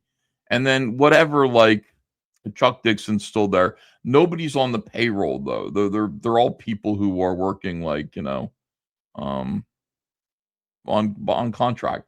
Let me see Caro Brown. See if I agree with her. Oh wait, she's muted. She's still here to answer some questions for you. What's the first thing you do when you start working on a new character? Masturbate vigorously. Yeah. Well, that's probably not what she's going to say. That's what I would say. So the very first thing I start working on when it comes to a new character is I focus on the emotion that I'm trying to invoke within the reader. So if I want them to feel odd, I want them to feel admired, if I want them to be coming off as a douchebag, whatever that is what is going to be my guiding compass for the character. And once I have my guiding compass, I'll spend some time doing a little bit of character. I like that. She's like, I'm saying she. Caro is non-binary. Which is strange because how can you be non-binary? Binary is just one or two. There are two things. So if you're non-binary, you're one thing or three things or several things. Like, I'm non-binary. So what the fuck does that even mean?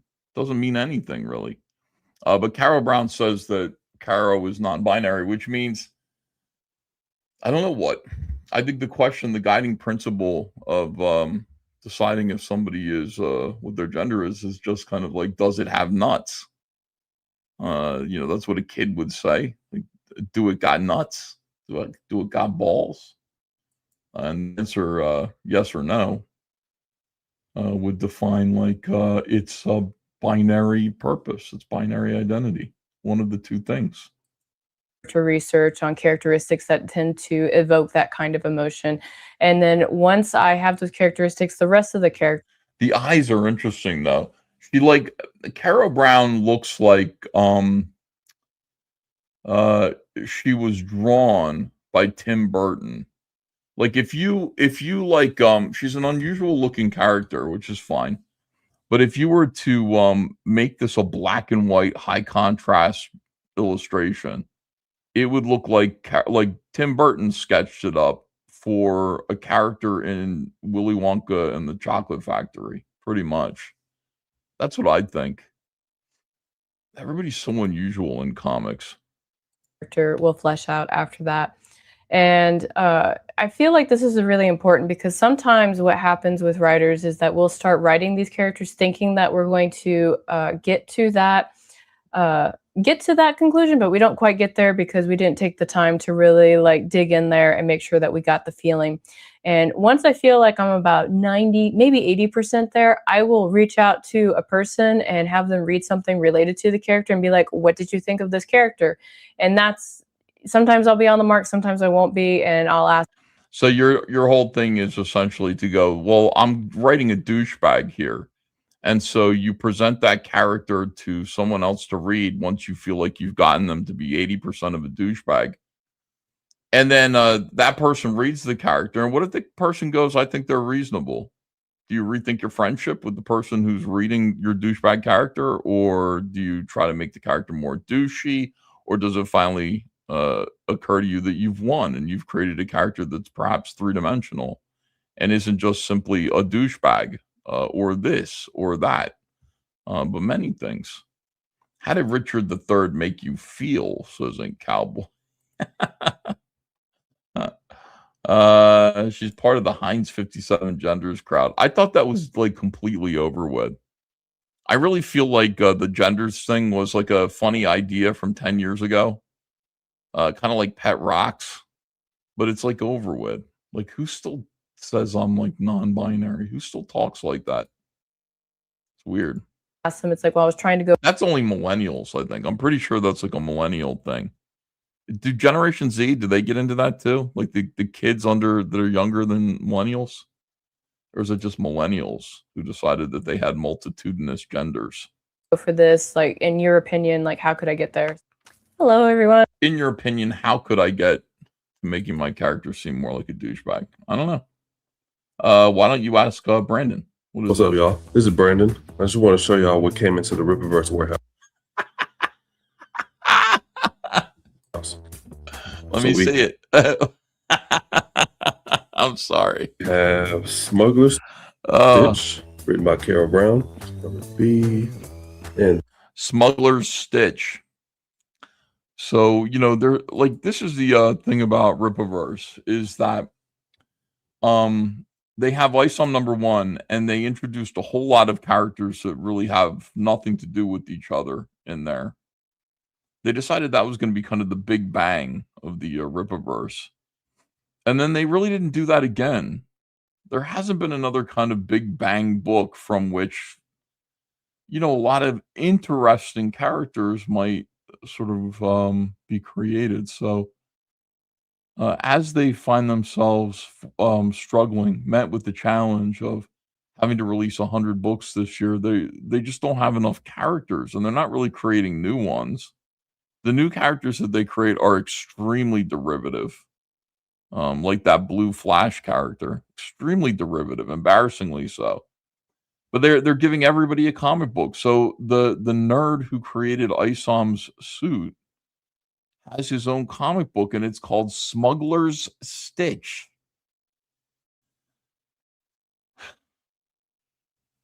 I don't know. Did somebody buy this? Did anybody buy this? You guys in the chat, did any of you buy this? Smuggler's Stitch. You need to get serious and accept that Leem was raped, says Josh Mataro. I accept it, I guess. Kara Brown is still alive, says Lord Timus Comics. Kara Brown was diagnosed with cancer, I believe. Let me see. Reggie Grant. Oh, no. Very excited for Bell County Comic-Con this weekend and seeing my favorite comic creator, Eric July. Oh, no, Reggie. Are you going to that? Oh, my God. Take lots of pictures. You know, that's a big deal. They don't know what's coming to get them there. That's hilarious. All right. The mass print, if you still want to get it, go to our website. We have Cursed, written by Jen Saska. This is part 2. Cursed is the only book that has like The Cursed is the only comic book that I've seen them put out that actually has a decent title. You know, The Cursed actually seems like a comic book. And our mass print. Remember, you can get this. All the covers are shit, man. I don't know why, but they all look the same to me. They all blend together. It's our mass print, so we can get it from our website. We have Hellbound Stagecoach. Now, we're missing the mass print cover, but we do have cover A. Imagine buying this. Written by Jen and Sylvia Soska. The Hellbound Stagecoach.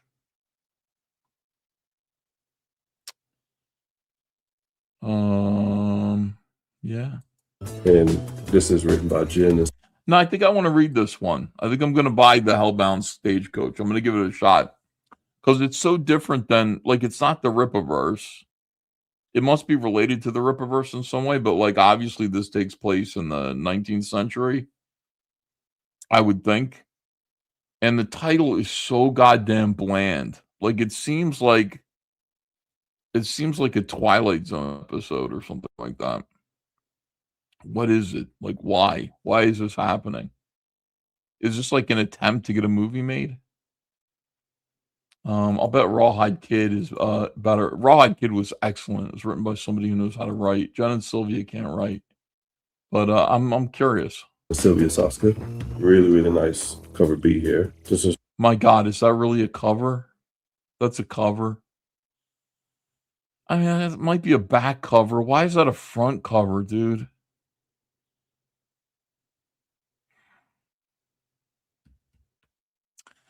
Kanan White's not working there anymore, is he? As if he ever really was. Kanan White's not over there telling people, like, that's not a cover. Like, I don't know what that is, but that is not a cover. If you see that, if you saw that on the stands, just do this test. Put it next to Spider-Man, X-Men, Batman. If you saw that on the stands in between any issues of Spider-Man, X-Men, Batman, 0% of fans, 0% of customers would pick up Hellbound Stagecoach instead of X-Men, Batman, Spider-Man. It's a tough challenge because X-Men, Batman, and Spider-Man, everybody likes them. But you want to create a comic book that looks like it could possibly compete. Like maybe somebody would pick it up. 0 people would pick that up. That is an awful looking cover. There's only 3 covers. So the mass print is cover C. We should be getting that soon. This is Black Eye Club 2, cover A. This is written by Sylvia Soska. It's another one. Black Eye Club is not a bad title. It sounds like the Black Guy Club, though. The Black Guy Club. Cover B. Look at these names on here. Sylvia Soska, and then a bunch of foreigners. I don't know any of these names. These are like foreigns. All of them. Like you might know the work of Rovel Yun. I don't know. I don't know Rovel Yun's work. I don't know who that is. You know Hermie Lindenberg? No. How would I? From what? They just hire Brazilians all the time. Really, really detailed art there. Let me see this. Look at the detailed art. That's not bad. That's close to a cover. There for cover C. And lastly, our mass print. And then we get back to this. Like, this is not a cover either. I mean, they got to get it together. That is not a comic book cover. If you saw that on the stands, you would not pick that up. That is a guy with his shirt. That's a gay man at a fucking diner, the bar of a diner, drinking a cup of coffee and looking at you. And there's a couple, and the news is on TV. That's not a comic book cover.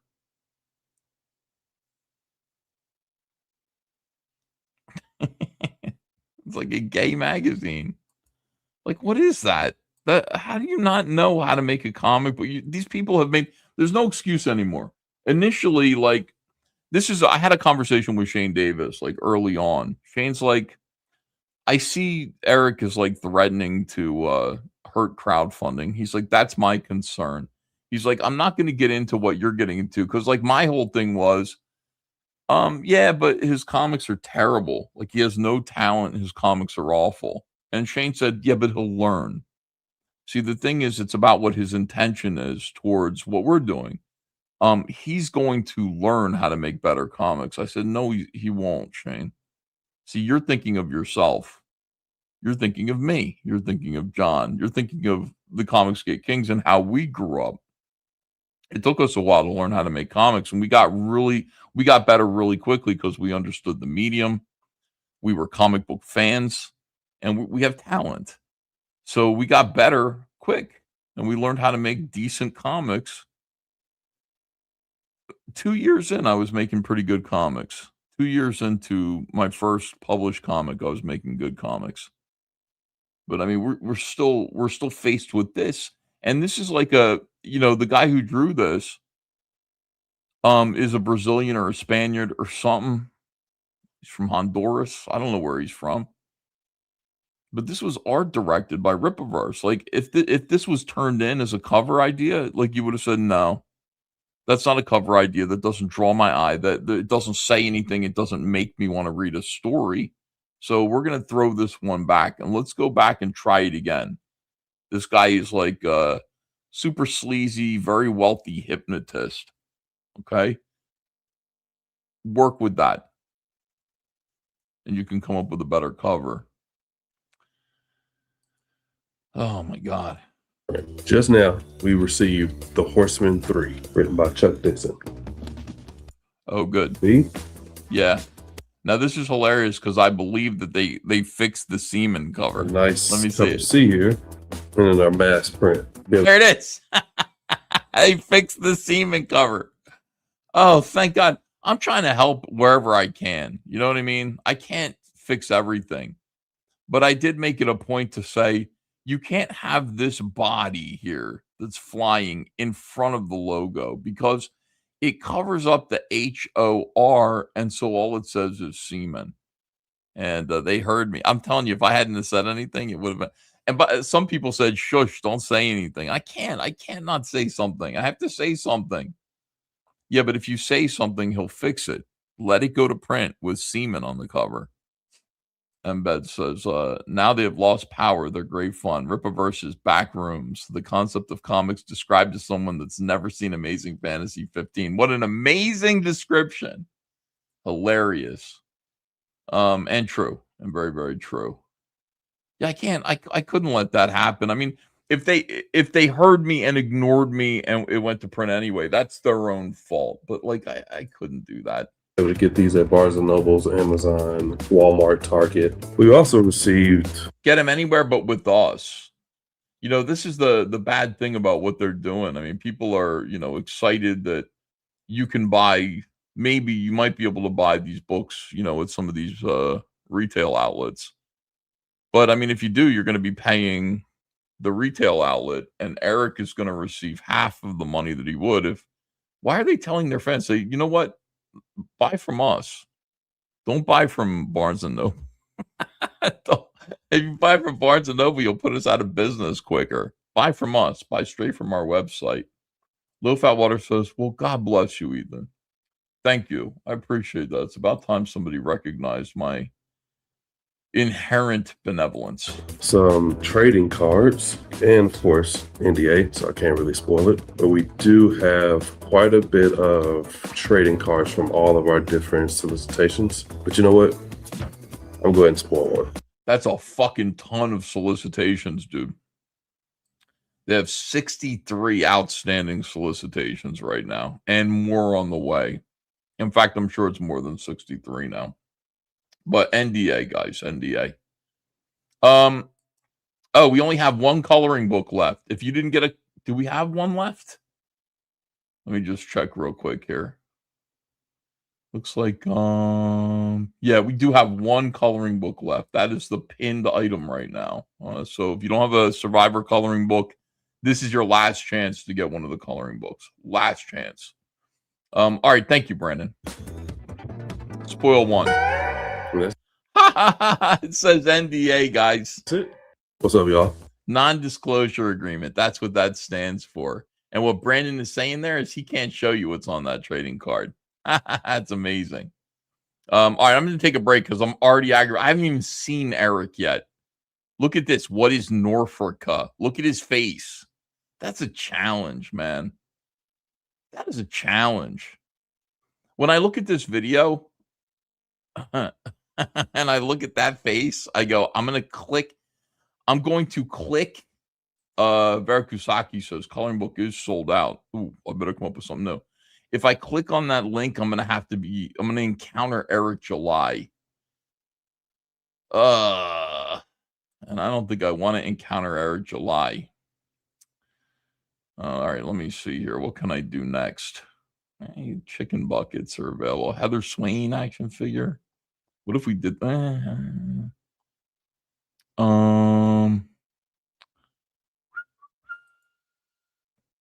What about this? What about a Dale Keown Salamandroid print? This is nice. Dale Keown Salamandroid print. Signed and numbered by me. Let me sell this to you. And I'm going to mark it down.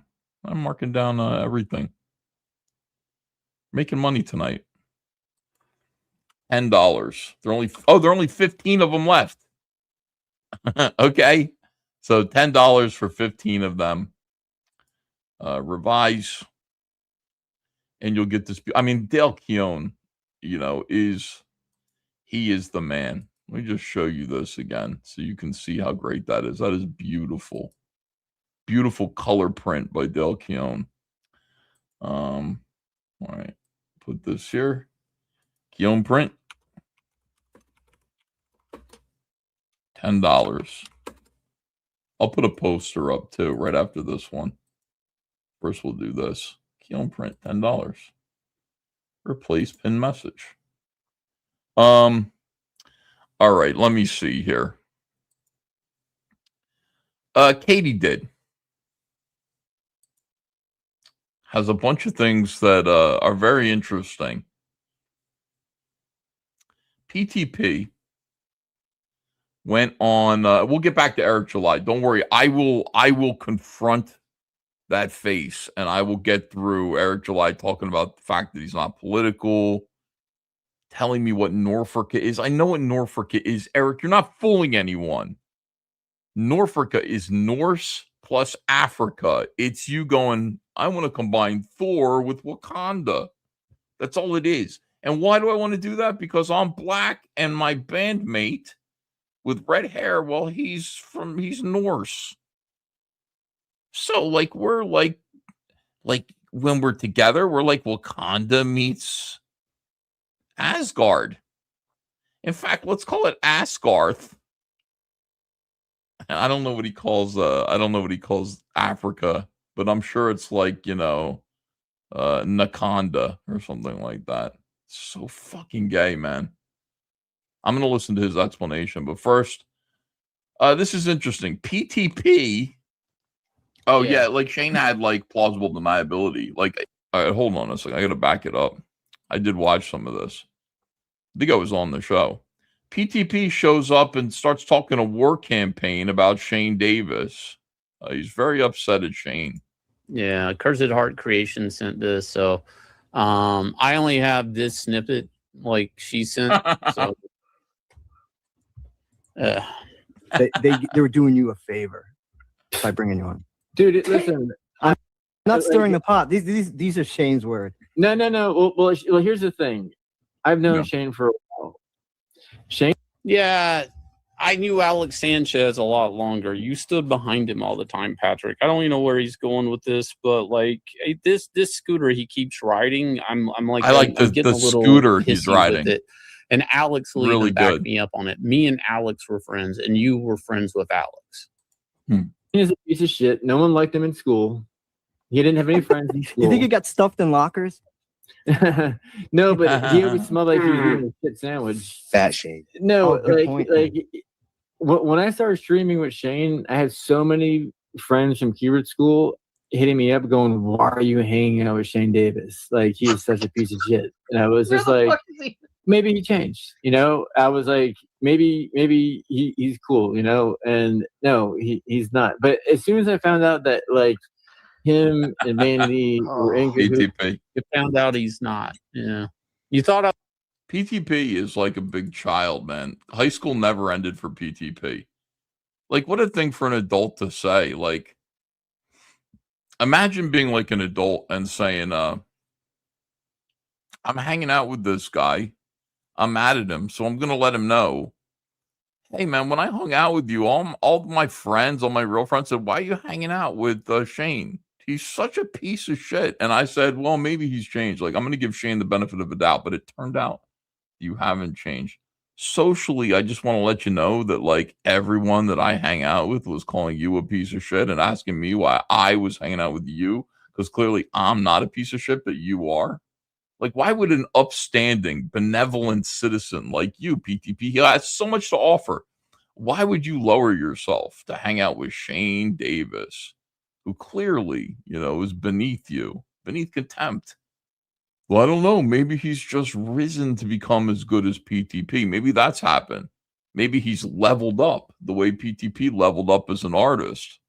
Started using AI to do his Power Ranger. Not Power Ranger. What was he doing? Silverhawks ripoff shit. Fascinating. Fascinating behavior from this. And by the way, the rest of like these war campaign guys, I don't think they're fooled by PTP. I mean, it really is something when you're the dumbest one in this room. It really is something when you're the biggest piece of shit in this room here. I mean, that's extraordinary, but he manages it, which is good for him. That was cool until you found out I'm not. Yeah. Dude, like at some point, wouldn't you just move the fuck on with your life? No, they never will, dude. Like knowing you was the most important thing in his entire world, man. PTP said he didn't want to eat lunch with you, but you wouldn't take no for an answer, and that he told you to pay for his lunch and called you a slagget, and you said okay and bought his lunch. Did he say that? Did PTP actually say that? That is crazy. I could show you his DMs to me. Saying, I'm going to be driving through your neighborhood. Can you meet me? Can I meet you? He's, I mean, obviously he's saying that to provoke a reaction, but like PTP was like crying to me at lunch. First of all, he begged me to meet him. And we remembered that the last time that PTP was in New Jersey, I think he was like at an airport in Atlantic City, Philadelphia, maybe. And him waiting at the airport in Philadelphia, he was crying that socially none of us would come and hang out with him at the fucking airport, which if you think about it, aside from the fact that like PTP is a noxious and boring human being that like, nobody would want to hang out with at the, he's in town. I get it. Okay. How do you hang out with someone in the airport? I would have to go through, you know what I mean? I'd have to go through TSA. I'd have to have a ticket. How do you hang out with somebody at the airport when you're not going anywhere, when you live there? Have to park, have to get out. I'd have to go through TSA. They'd say, where's your ticket? My ticket? What are you talking about? I'm just going to the bar to drink with some tattooed fucking numbnut. Oh. Well, sure. We always let people do that. Really weird. So remembering that situation, which was so vividly in my memory. Yeah, it's like the guy, I got to meet with this guy. He's one of the ballers. He's like, I'm driving through your neighborhood. Can I hang out with you? Can you imagine this guy driving up north? God, on the New Jersey Turnpike and seeing like exit 4. And being like, that's Marlton, New Jersey.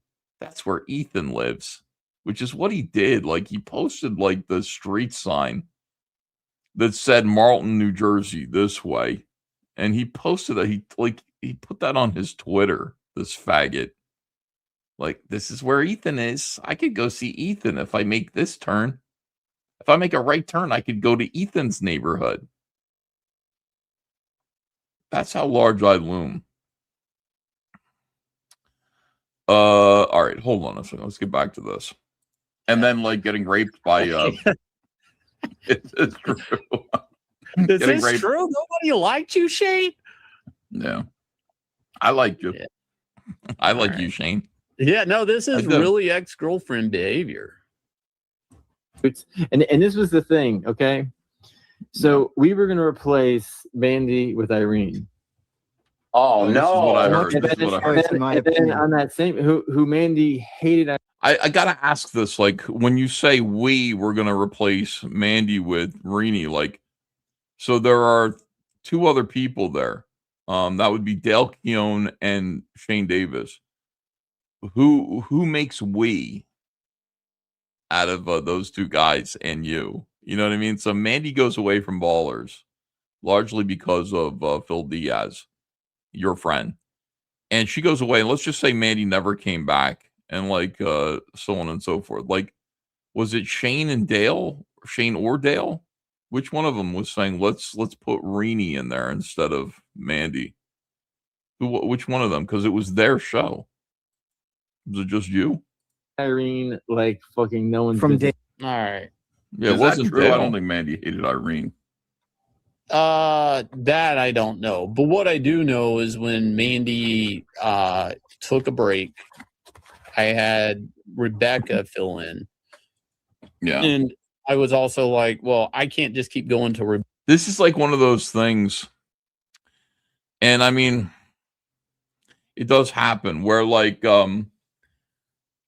it's something that is like a in your memory. So for PTP, like he's looking back on that situation. What happened then? Everything that's about the pit omnibus, everything regarding Mandy Summers, everything regarding Shane Davis, everything regarding Ballers and Comicsgate, and how it ended for him. And he's been trying to rewrite that over and over and over again in many different ways. Rewrite it in his own head, rewrite it with his mouth, until he feels comfortable with himself. And for you, the listener, like somebody who lived through it, like those of you who actually watched this go down and still remember it, it sounds cacophonous. It sounds retarded. Like it's despicable. And you might say, like, why can't he just move on and move forward? I mean, everybody makes mistakes, but you move forward. He's stuck here. He is like a child that was raped at the age of 8, and they're just an 8-year-old all through their adulthood. And PTP is going to be whatever. He's going to be stuck in whatever. He's stuck at that point for the rest of his life. He will never give up talking about this. He's going to be 80 years old and still crying about the pit omnibus. I promise you. Still crying about Shane, still crying about Mandy. Rebecca, who I really By the way, know. Mandy took a break because, like, of severe harassment from PTP's friends. Yeah. So when Mandy took that break, I want to shout out myself here real quick. I'm eating a sandwich while I'm talking to Shane. That's why I'm off camera for most of this. I didn't eat anything all day, and so by the time it was like whenever they were streaming, I was starving, and I was like, "There's some sandwiches upstairs." So I'm eating a sandwich, and I know I've got to go on with Shane and help him out. So it sounds good. Like people say, don't eat on live streams, don't talk with your mouth full, like it's rude. I think it sounds good. I think it sounds cool. It sounds like I don't give a fuck, and I'm eating a sandwich. Guys, like, who else can we have? It's good radio. On, Believe it or not, and we good. had Renee on. I didn't say replace No, her. it is art. I was like, I gotta figure this out short term, and I don't know where we're going long term. I didn't know like how long of a break Mandy was taking. I had like no idea. That was pretty much the conversation from my memory. I don't know. This was a very and Renee came on one episode. A1 with a passion. And on the same night that we did the tryout for Irene, that went really well. And we also have remember we used to have that girl Mommy that was on too. Oh, the bear chick, Mommy Bear. Yeah. We had her, and we had the dwarf. Remember the dwarf? Yes, I do. I brought all those I brought Dale to the yard. I brought the dwarf to the yard. That was my fucking show. You didn't bring Rebecca though. Rebecca was a find by me that I pulled on when I found that clipping of her, her post. I went to her on Instagram, messaged her, and she came on stream that night. You didn't find fucking Rebecca. I did. He said that was his show. Where are they now? How come he doesn't have a show with them now? Yeah, why don't you have a show with Rebecca and Donnie and call it like Fallers instead of Ballers? Like, what the fuck? Smallers. Like, Smallers. It sounds good. I like it. It'll be good because they're like, yeah. Those were actually fun shows in the beginning. Yeah, they were good shows. And then they're great. we did the show with Irene, and everything went really good. And the show that Irene came on was the night that we Munchkin Like a Kid put up the sign up for Dale's Pit Omnibus, right? Fuck! It's always about the Pit Omnibus. Jesus Christ, man! Like, how do you still bitch about the Pit Omnibus? Like, I don't understand. Like, I mean, it's so because it doesn't make sense to him. I'm eating a sandwich, and he's been over it so many times in his head, finding loopholes and conspiracies, and like, you know, he doesn't understand the basic facts of the matter. He thinks somebody fucked with him other than Dale. Yeah, Sturgis Ballers rode was the his Pokemon show. ride with He his had less floozy. than 5 He also captured the people on the Charizard and many stream. rare Yeah, his monsters. What viewers has on his BTB live done? stream was Comes like close to that under legend. 10 I bet in so. some cases. Nothing. But it was his show. He went to the Alamo. Well, so Ballers ends 30 minutes BTB's later. on the bus. I know. I get a call A from lot. Shane, and Shane says Mandy's coming back. And I said, bullshit, she is. I was like, she fucking left. She's gone. You know, like Irene is fucking the new Mandy now. You know? Can you explain something? Is he dumb and is saying omnibus, or is it a joke or something? So if you listen to him, you can hear that he has a big, like, wet mouth lisp, and he can't say omnibus and just cut it off at omnibus. He's saying omnibus because he's got a fucking, like, weird lisp. And that they start making fun of it, him over it. I don't know if he's capable of saying omnibus. So omnibus is easier. That's what it sounds like. I think he knows how to spell it, and everything like that. He knows there's no T at the end, but he can't say it. No, didn't he just and say? he was like, "Oh no, this is all bullshit." Wait, what didn't he just say though? No, even if it isn't no. bullshit. No, this part. There was never any conversation with Irene about being on Ballers. Nobody, if he talked to her about that, I wasn't involved at all. Yeah, that's like true. she was on as a guest one show. That was pretty much it. Yeah, but he said that you had wanted to replace Mandy with Reenie. And then he just said, said Mandy's coming back. Is and that he goes, true? no, Yeah, that we're doesn't keeping make Reenie. any sense. That makes no fucking sense. That's a direct. It makes that no fucking contradicts- sense. Fuck. Oh my god! Like, why isn't this guy moved on? Like, I mean, like, just let go, man. Just let go. The Pit Omnibus isn't ever happening. It's never happening. And even if it did, it's not gonna. How well do you think it would perform up under Riot Press? Not well. It wouldn't perform well. He's still upset about it, Shane. He was like, he bet everything on Dale. He bet everything on Pitt. Look, I love Dale. But I wouldn't bet the farm on Dale. Like, I wouldn't bet the farm on anybody. I don't look. If I would do anything for my wife. I love my wife, but if she doesn't have to bet everything on me, I'd say don't do it. Yeah. So like I bet on somebody else 100%. You can't, and definitely not Dale. I mean, I love Dale too, but it's like, I gave Dale like Salamandroid script to draw, and I said I was going to pay him, 4 figures per page to draw Salamandroid.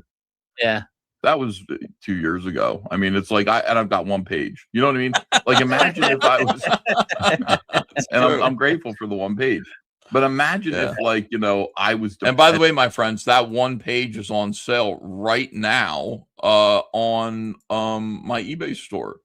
And we've got more than 10. I think we have 11 or 12 left of the Salamandroid limited print by Dale Keown. This is the 1 page that Dale did for Salamander. It's beautiful. You did a great job. And you can get a copy of it signed by me and numbered for just $10. So run in there and get one now. Get one of these Dale Keown prints. And then let me see what else I can give you tonight. We got Salamandroid Wreck Planet Chromium, Our Family variant, rare variant. There are only 2 of these left at $100. We'll put those on sale for 50% off tonight for 2 lucky people who can grab it. They're so beautiful, man. These chromium books.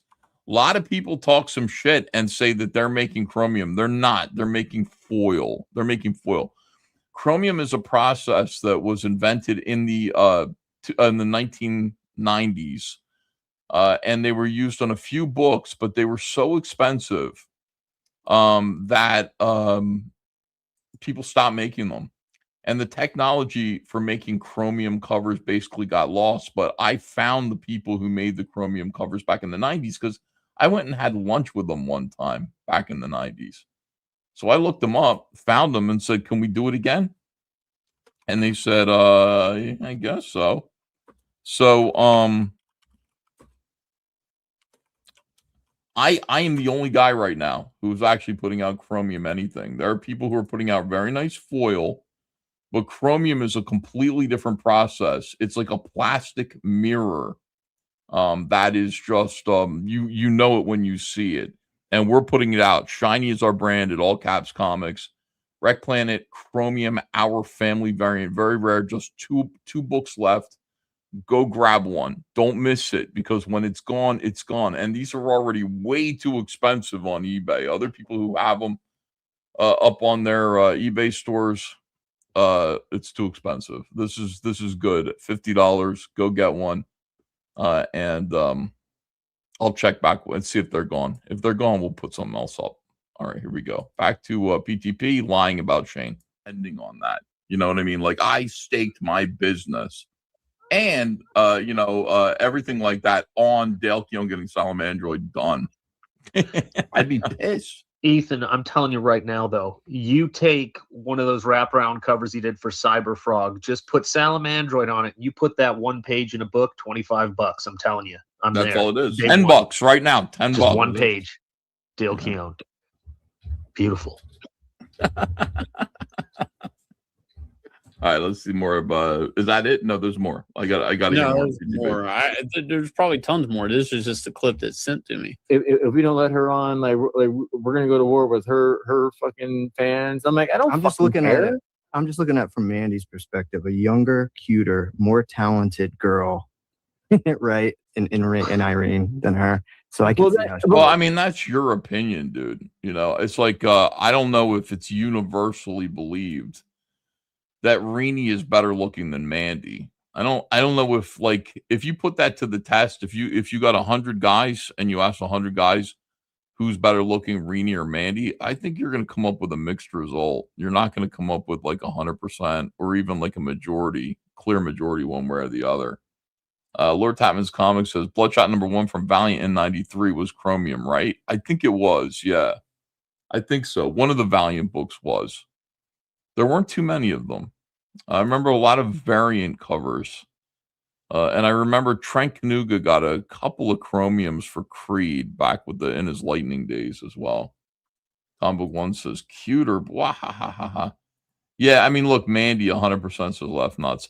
I'm not like, I don't want to just like shit on somebody's taste in girls, but I'm not sure where I fall on that. I like them both. I think they're both pretty girls, but like, to say that I would immediately choose Rini as the prettier girl to Mandy is like, no, that's not true.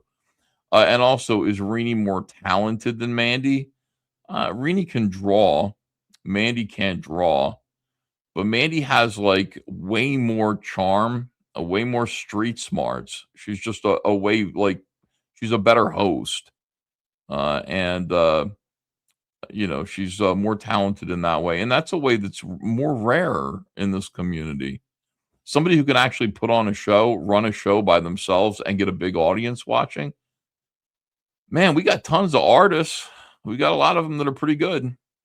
But young ladies who can actually talk and put on an entertaining show without getting naked, not too many of them. So I would say Mandy is more talented than Rini in ways that matter to promoting and selling comics.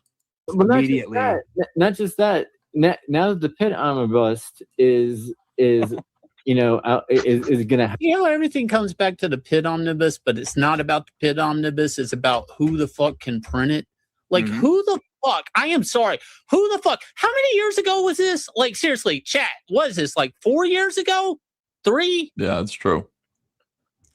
Holy shit. I mean, it just goes to show anybody who, like, any apostate from Comicsgate immediately gets like warm praise from these losers. And it really doesn't matter. Like, you know, what's their complaint about me? Oh, he's got late books. His books are late, but they love Dan Fraga. Why?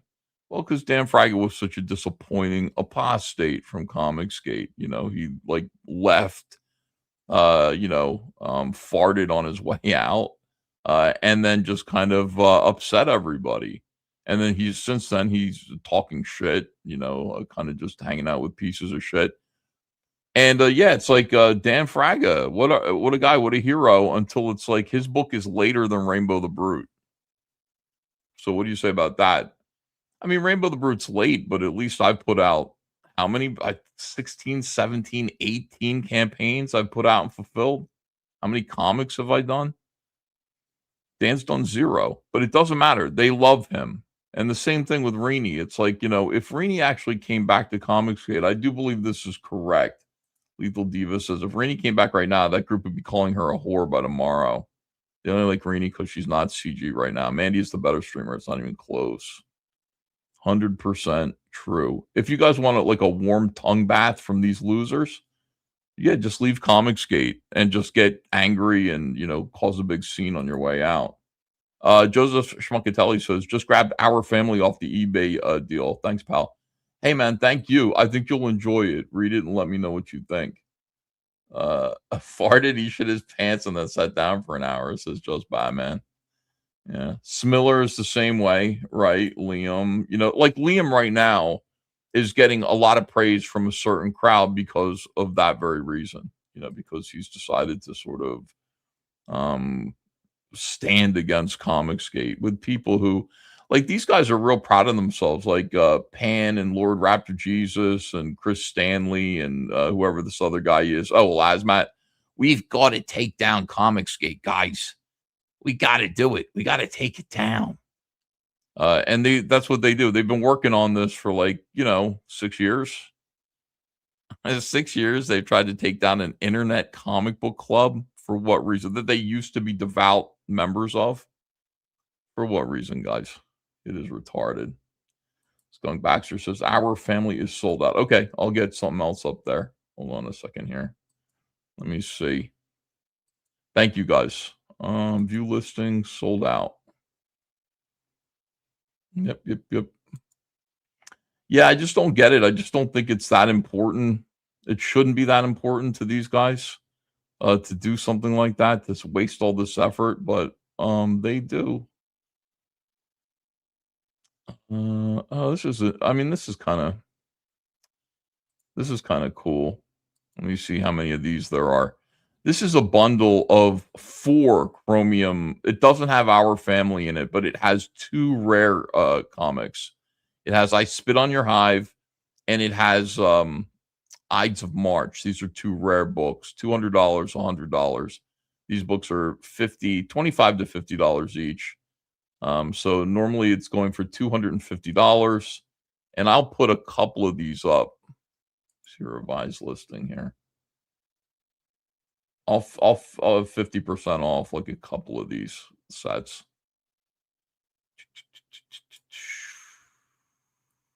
Okay. It's like 2 of them. So you can get 4 Chromium editions of Wreck Planet, 4 different Chromium editions, and the Deleted Scenes book, which is actually very entertaining. Terrific work from E.J. Morges. There's 4 pages from me in there, and Kelsey Shannon has a story in there as well. Really beautiful Kelsey Shannon story, which is quite underrated. Kelsey, he's really good at drawing Cyberfrog, and then he's just like, I don't know if I draw Cyberfrog very well. Oh, you do. 5-pack Cyberfrog Chromium. There we go. Put that in the chat. Hopefully a couple of you guys are able to grab. I know this is a little bit more expensive, but it's a really good deal. If you're able to get it, you should. Okay, good. All right, let's get back to these guys here and their problems. And dude, if any one of his other fucking projects took the fuck off, you would never hear him bitch about the pit omnibus. That is exactly 120% what the fuck this is. It's like the rarest one is called Stalker. And it I think there are only 600 of them existing. And I don't know if I have any of them. I mean, I have 2 copies myself. I don't think there are any on the website. But that's the rarest one. And it's only because it was the last cover to be revealed. We're going to be doing the Elephant Second Chance. There's going to be a cover by me. And there's no doubt that the cover by me, because it's the last cover, is going to be the most rare Elephant cover, because it's a second chance item. So, we'll sell 200, 300 of them. And that'll be the print run. So that's usually how it works. And that's how it worked with the Stalker variant. They're hard to find now. If you can find the Stalker variant, it can be pretty expensive. Dude, I am so fucking sick and fucking tired of hearing pit and omnibus in the same fucking sentence. Break that shit up. Yeah. If you do say it, it ain't all, you need to take that shit out of your mouth, Patrick. Do yourself a fucking favor. Quit stepping on that fucking rake. Because no matter what you say, you're not gonna get it. Why are you still bitching about it? You know what, man? This shit pisses me off so fucking much. If there's ever, I know Mandy's doing a trade or whatever. Fuck it. I'll figure out a fuck. I don't know if Kelsey's a talented writer. I wrote the story that he drew, and it's just it's a story where Cyberfrog is charming the hell out of the when Cyberfrog in Wreck Planet, when Cyberfrog arrives in the survivors community, people are curious about him, but they're also a little afraid of him. And so his goal is to just charm the heck out of the kids. So he's showing the kids all the cool stuff that he can do. He can lift a rock, he can shoot his tongue out and grab some food, he can do all this other stuff. That's basically what Kelsey's story is all about, and also piquing the ire of some of the people that are running the community. Let me see. Notice how even PTP's Bible book was a knockoff. Yeah, he saw. I mean, he had an opportunity to work with the guy that did the Action Bible, so he went, "There's a lot of money in that. I better do some fucking apocryphal scripture." I mean, it's just stupid. Let me see. The Andrew Campbell says, sounds creepy. It's actually not. I'm trying to describe it in a way that doesn't sound creepy. Read this story. I think you'll like it. It's fun. Was he supposed to write a brand new Bible, says Mo Biggs? Well, that's what Smiller kind of ended up doing. Weird. Fucking wait. I'll fucking print the pit omnibus and do fulfillment on it before Patrick ever does. That's funny. Patrick is really angry at Mandy. I'm so fucking sick of watching grown men bitch about another man's fucking comic. Christmas. Holy fucking God. But it was his comic. He was going to get to do the pit omnibus with Dale. He was going to. It was his. He had it all worked out with Dale. With Dell to do the pit omnibus. And then what happened was, check this out. Then Mandy went away for some reason, some weird reason. Mandy disappeared. Weird reason. So she had to be replaced, and it was going to be Reenie. But the thing is, like Reenie, the reason why we didn't want Reenie on Ballers was because she's prettier, younger, and more talented than Mandy, right? And so, then Mandy saw that Reenie was coming back and said, if I don't come back right now, then PTP is going to get to publish the pit omnibus. So I better come back now. And I don't want Reenie there because I'm jealous of how pretty she is. And so, yeah, like all these factors, man, if you really look at it like from above, the way that Patrick's doing, like 10,000 feet in the sky, you can really see the machinations and the pieces of the puzzle working together in unison to rape him. Mo Biggs, in unison to, I'm using the word rape a lot lately. It's funny. All the pieces of the puzzle working in unison to rape PTP. Hear me out. The Action Book of Mormon. Listen, anybody who wanted to do that unironically would make a ton of cash because Mormons are usually wealthy people and the church has a lot of money. And so they'd go, oh, Yeah, well, we'd like to order a bunch of these to put in all our Deseret bookstores. You would make a ton of money on that if you wanted to do it. I couldn't stand, 'cause the Book of Mormon is so boring. It's not like the Bible. The Bible has very interesting stories in it. The Book of Mormon, it does not have interesting stories in it, if I recall correctly. It's very boring. Mike Allred tried to do it. Mike Allred tried to illustrate the Book of Mormon. Yeah, the Madman guy did it. It's just awful. Absolutely terrible. Okay.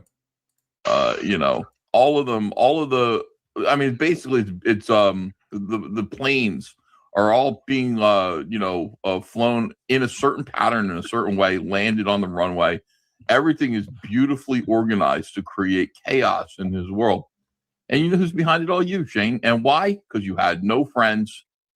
And for some reason, I had no friends in school. You had no friends in school. We were really close. We weren't even in the same class.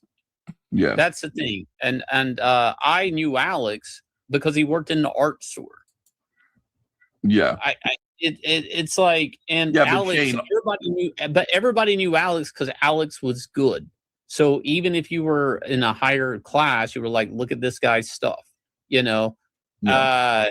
And this guy was just attached to him. It's like, I don't, man, I'm so. Shane, PTP was like super cool in school. You know that because according to Matt Barr, he was fucking the students, his own students in our class. Was it Matt Barr that said that? I think Matt Barr said that. Matt Barr could be wrong confirmed that today. I Somebody don't said know that. I don't know. And then I just know he quit teaching. All I know is he quit teaching one day, and I think he was teaching. Yeah, so he quit teaching one day. That's all I know, and it didn't seem like it was his choice. That's all I know. Yeah, Shane, you okay? So he quit, quote unquote, teaching, and I don't see why he doesn't have the same attitude with the pit omnibus. But anyway, all this comes down to you, Shane.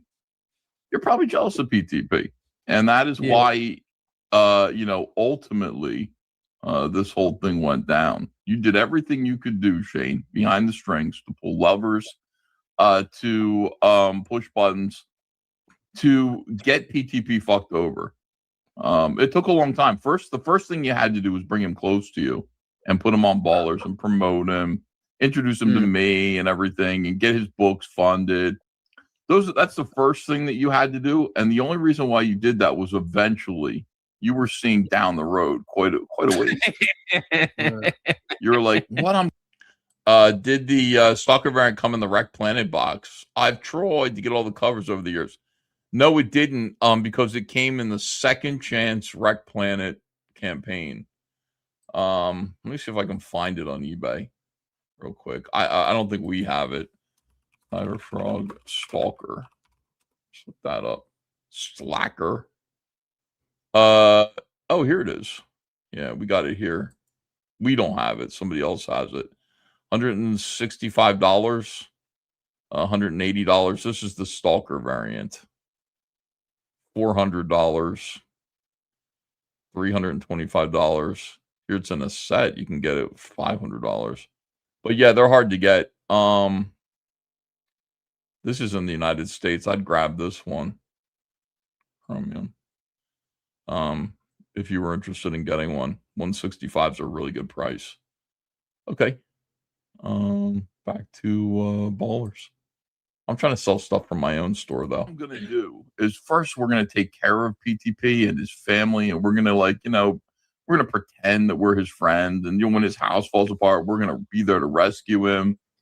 And then just at the right moment, we're going to give him Dale Keown's pit omnibus, and then we're going to get Dale drunk, and we're going to get Dale to call him and his wife Grifting Whores. Yeah. And then we're going to yank the rug out from under him right when he doesn't see nothing coming. Yeah, but I think the brilliance of the strategy, though, was planning that when it all went down, he was going to pretend to go to the zoo. A lot. Oh, yeah. Like Shane had plausible deniability. Like he had an alibi. Where was Shane during all this? Oh, he was. Yeah, he used the zoo as a shield, man. I was talking to Patrick on the fucking phone as I'm driving my kid to the fucking zoo over an hour drive. Allegedly. Whatever. Here's the thing, man. all right, if he okay, so I don't. Dale blurted out a lot of shit in that back room. Okay, he did. Mhm. He came in hot. He came in hot, and he came in probably drinking. He came in hot, and he really unloaded on Patrick, and you could tell it was built up frustration, right? Because he wasn't whatever. I don't know. And he probably said something he shouldn't. I can't quote what Dale said because it really came out of his mouth really loud and really fast, and he exited out. He said, "I'm not stupid, Patrick, like you think I am. I don't know you." He called Whitney a grifting whore, is what it was. He called her a grifting whore. So that's how that went. Matt Barr. This is fake Matt Barr. That's not the real Matt Barr. It's Matt's 6 bar. Embed says, I'm so happy Matt Barr is drawing girthy Steins. He's not drawing girthy Steins. Don't worry about that. Let me see here. Mandy is more facial worthy than Rainey, says Lord Tapman's Comics. That means, to ejaculate on a woman's face. That's what he's talking about there. Cool Breeze 9999 says, so this guy has a lisp, a stutter, and terrible art. How did he get so high up in CG? I don't know. He was in the chat, and he's a comic book guy, and I brought him in. Anna, that Star Wars girl, so embarrassing, was like, he's hot. And we kept him around to tease Anna because Anna said that he was hot. And you can go find the first couple of appearances of PTP. And, Anna's giggling nervously, and we're making fun of her for saying that PTP is hot. And he just stuck around after that. But that's how it initially happened. If you want to go back and get a history lesson on where PTP came from, he just ended up sticking around. And he was the kind of guy like PTP. PTP was the kind of guy who's like, well, I want to be in the in the Comicsgate green room. So he was in the Comicsgate green room, and he tried to ingratiate himself with everybody, but he was always there. Always there. Him and Adam Post drove me fucking bananas because I would do Comicsgate live and I'd put the link in the Comicsgate green room. And I'm hoping that Cecil's going to get it. Shane, this might have been before Shane.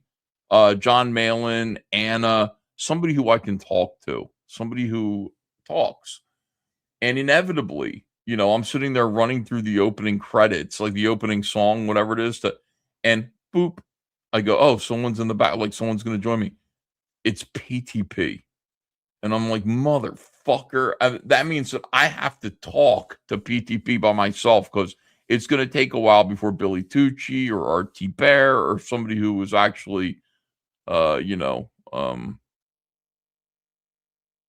know, human is going to pick up the link. And it was always PTP. PTP was always there first, always like there, Johnny on the spot. And you could go, well, he was promoting his stuff. It was all in his own self-interest. But it used to drive me insane. But then he worked his way into Ballers. He worked his way onto that show. And at that point, once he was on Ballers, he was pretty much grandfathered into Comicsgate. People were shocked when he was like, I'm not Comicsgate. People were shocked when he came out against Christians. He said, these people, he's like, there are too many Christians in Comicsgate. It's like, what the fuck are you? Are you a Jew? If you're not a Jew, then what are you? Oh, I see. So, like a bunch of stuff just like he kind of started revealing who he actually was right around this time, but he was there, Johnny on the spot to get what he could get from Comicsgate. The Dale Keown thing would have been the pinnacle of his career. And, that didn't work out for him. It's good that it didn't. I mean, Dale Keown had good instincts. I didn't think so then. I was like, what exactly are you doing? He's like on your show, like he's supposedly your friend, like, huh? But he was right. I don't know you from Adam. He said some shit like that. I know he threw a shot out there at Patrick and probably Whitney. It just was all bark out, right? And then Patrick got locked out of his Indiegogo account, or he was locked out prior because Dale was trying to log in. So it was a security alert. So it was a whole fucking mess now where I'm just trying to get him in. The point is at any point when Dale came back, that same 30 minutes. Yeah. What would his involvement have been in making an omnibus? Everything. Like he would have been in charge of, he would have been the director of it. So between him and Whitney, and they had like Billy Tucci helping scan pages. They had to go collect all of the pit stuff and then scan the pages and then clean up the pages and enhance them so that they'd be ready to be reprinted. And that's basically what it would have been. And then they would have run the project as a Riot Press project, possibly put the fucking disgusting little Riot Press logo on the pit book itself. And collected a fee for it. They were talking about it like, oh, well, there's no money in this. Like, we're doing this for Dale. But I mean, if you were doing it for Dale, like, what are you worried about? Like, so you don't have to do something for Dale. That's one obligation where you'd be working for free. That's like off your shoulders. You should be thrilled, but they're not. You know, it's like they're acting like they got screwed over and they were forced to leave money on the table. And they use that phrase, money on the table, which is so gay. Yeah. And he goes, Patrick, I'm calm. I'm cool. Let's do this. Yeah. And you go, nope, I'm done. You have given up any right to bitch about it. That is right. In my That's opinion. Right. Once you said, no, Dale, fuck you, I'm not doing it. And when you do a stream the next day or wherever the fuck it was, that my Father's Day stream, the fucking CG trademark, whatever. When you do that and you publicly say, I want Dale and whoever does it, I wish them the best luck. You don't get to then bitch about it for fucking 3 years because you turned it fucking down turned it down. I was there. And then you also publicly made a statement that you want anybody and everybody to fucking go do it, and they have your blessing. You can't ride that fucking scooter and play infinite victim. You just can't. I love ride the scooter. You're I like not that. Fucking important. You're not that fucking important. That's right. Nobody He was gives just throwing a tantrum. Okay. Yeah. He was just throwing a tantrum. He didn't mean it. He was just dramatically sashaying out. And he was going to come back. You know what I mean? But the thing is, we had already replaced him. We'd already replaced him. Just like he tried to replace Mandy with Rini, we replaced him with Mandy. Woden Shot says, Slay Queen. Yeah, whatever. That was Fuck funny. you. I was right. I'm 100% right. I don't think you get the bitch about this. You know what? I'm going to tell him the truth right now. This is the truth. PTP. Here's the thing. Like, Mandy went away, and the whole time Mandy went away, we're like, Mandy, we need you to come back. This is the truth now. We never told this before. Mandy was like, the only way I'm coming back is if you guys get me the pit omnibus. And I said, Mandy, the pit omnibus, but that belongs to PTP. That's PTP's job. And Mandy said, the only way, listen to me. By the way, just in case anyone in the chat is autistic and doesn't recognize this, what I'm doing now is I'm kidding. I'm being sarcastic in a way. I'm making something up. But this is what PTP believes. So I'm confirming his paranoia and conspiracy theories. PTP believes that, like, Mandy took the pit omnibus from him and it was given to him or given to her in his stead. Mustang Trainer says, are all these covert, vulnerable narcissists just a modern day phenomenon? Oh, poor me. Life is so cruel. People don't recognize my genius. Give me pity and help me. No self-reflection. They suck as people. Yes, they are. I think they're a modern phenomenon. We get to see them because of the internet. And the internet is steroids for narcissism. I mean, look at me. Like, you know, I love it. I absolutely love it. But I mean, if you're like some kind of malignant narcissist, like, the attention that you get from the internet can either like turn you into a monster or utterly destroy your whole life. You know, you can see it happening, you know, here. You can see it happening on the screen. You can see it happening elsewhere. Leem, correct. Thank you so much for $10. I appreciate that. Let me see. We're sold out of those books. I listed them back, but I listed them back at full price again. So thank you for buying those out. I'll put up a couple of new items here. I'm trying to figure out what you guys like. I think it seems like you like comic books, like books more than prints. I don't want to do that. I don't want to give away those. It's like I look at some of this stuff and I'm like, if I cut this in half, like it's going to be too cheap for me. I won't be happy about it. There's a piece of Cyberfrog original art right now. There's a nice, look at this super detailed Cyberfrog drawing. I will put that on sale for 50% off. There's only one of these. But I'll half this for you if you would like to grab it. Let me see.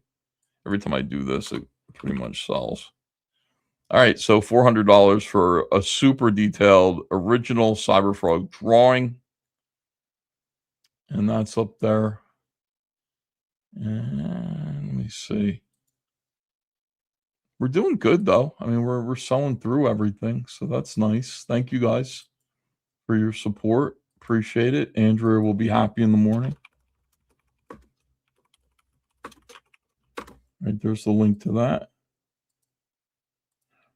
Let me see. Yeah, the 5-pack of Chromium's sold out.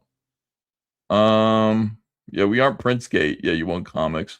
I was gonna buy a 4th Stalker variant, but was busy hunting down the $13 million Otani card and the new Topps Chrome. You're kidding me. Is there a $13 million trading card? That's awesome. Where can we buy the actual Cyberfrog comics, says Killustrator? Well, right here. These are the actual Cyberfrog comics. All right, let me see. Salamandroid mugs are still $4. That's incredible. Get a Salamandroid mug. Cyberfrog action figure I could put on sale. I think I will. I'll put a Cyberfrog and Heather on sale real cheap. $30 ordinarily. We'll revise this one down. The electric blue, which is a nice rare variant. It's actually my favorite variant of the Cyberfrog figures. $15. We'll sell 5 of those at $15. And I'll put a Heather up as well. Takes a minute. Okay, put that there.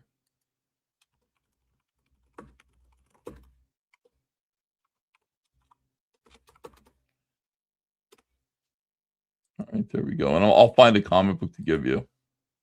I mean, I can do a comic book. I can do a copy of Blood Honey Chromium. I can do that. And make it like I can't do half off because it's already $25. If I put it half off, we'll lose money on it. I can knock like $5 off of it or something like that. But I'm afraid that's like not good enough for you guys. I mean, 50% off is like what you guys are looking for right now. All right, let me get back to Ballers, and I'll think about it. Where are these guys? Where are my friends? Oh, here they are. Yeah, I told Shane. Shane is my friend. I like closely Ethan. The only way I'm jiggling these titties on Ballers again is if you get me the pin omnibus. I'm like, we're gonna have to fuck over our friend PTP.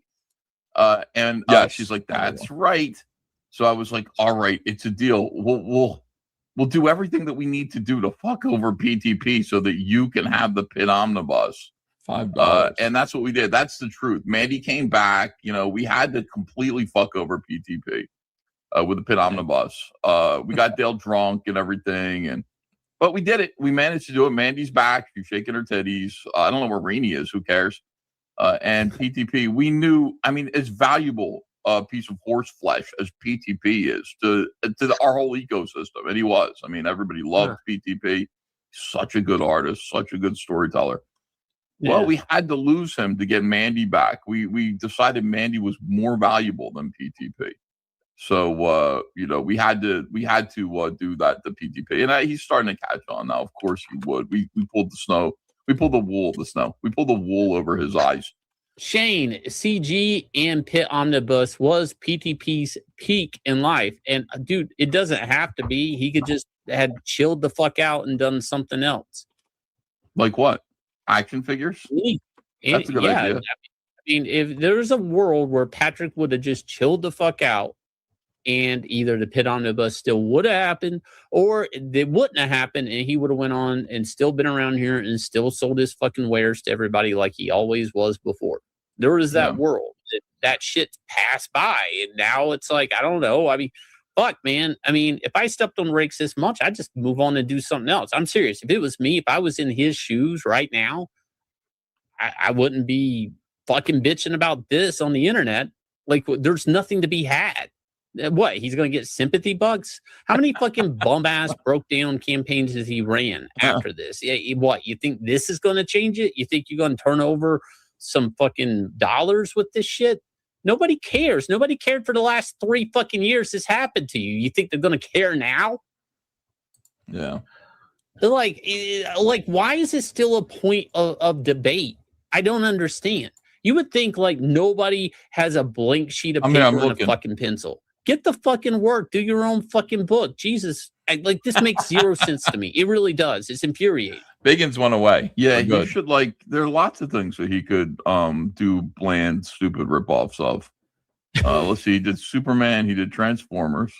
Man, there's a whole world out there for him to rip off and copy. Oh, you know what else he did?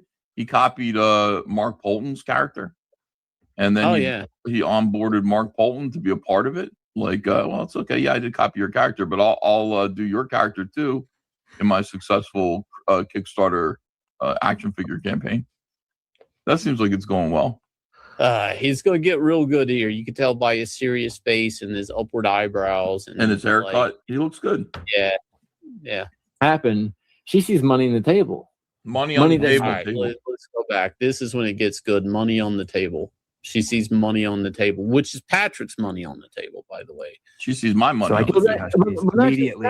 Not just that. Now that the pin. Dude, can I say a story I don't think I've ever put on air? Yes. Patrick one time bitched to me up and down about Rainbow the Brute. And I was like, Patrick, what the fuck are you bitching about?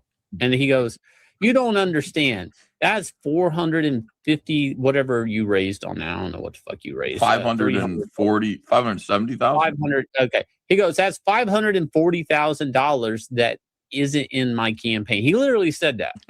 And I said, Patrick, there's not a world. It's a riot. Even if that book didn't exist, those dollars weren't going to go to you. Could have. That's not how that works. You have to understand Patrick's mindset. I've always based my like as a point of reference to Patrick.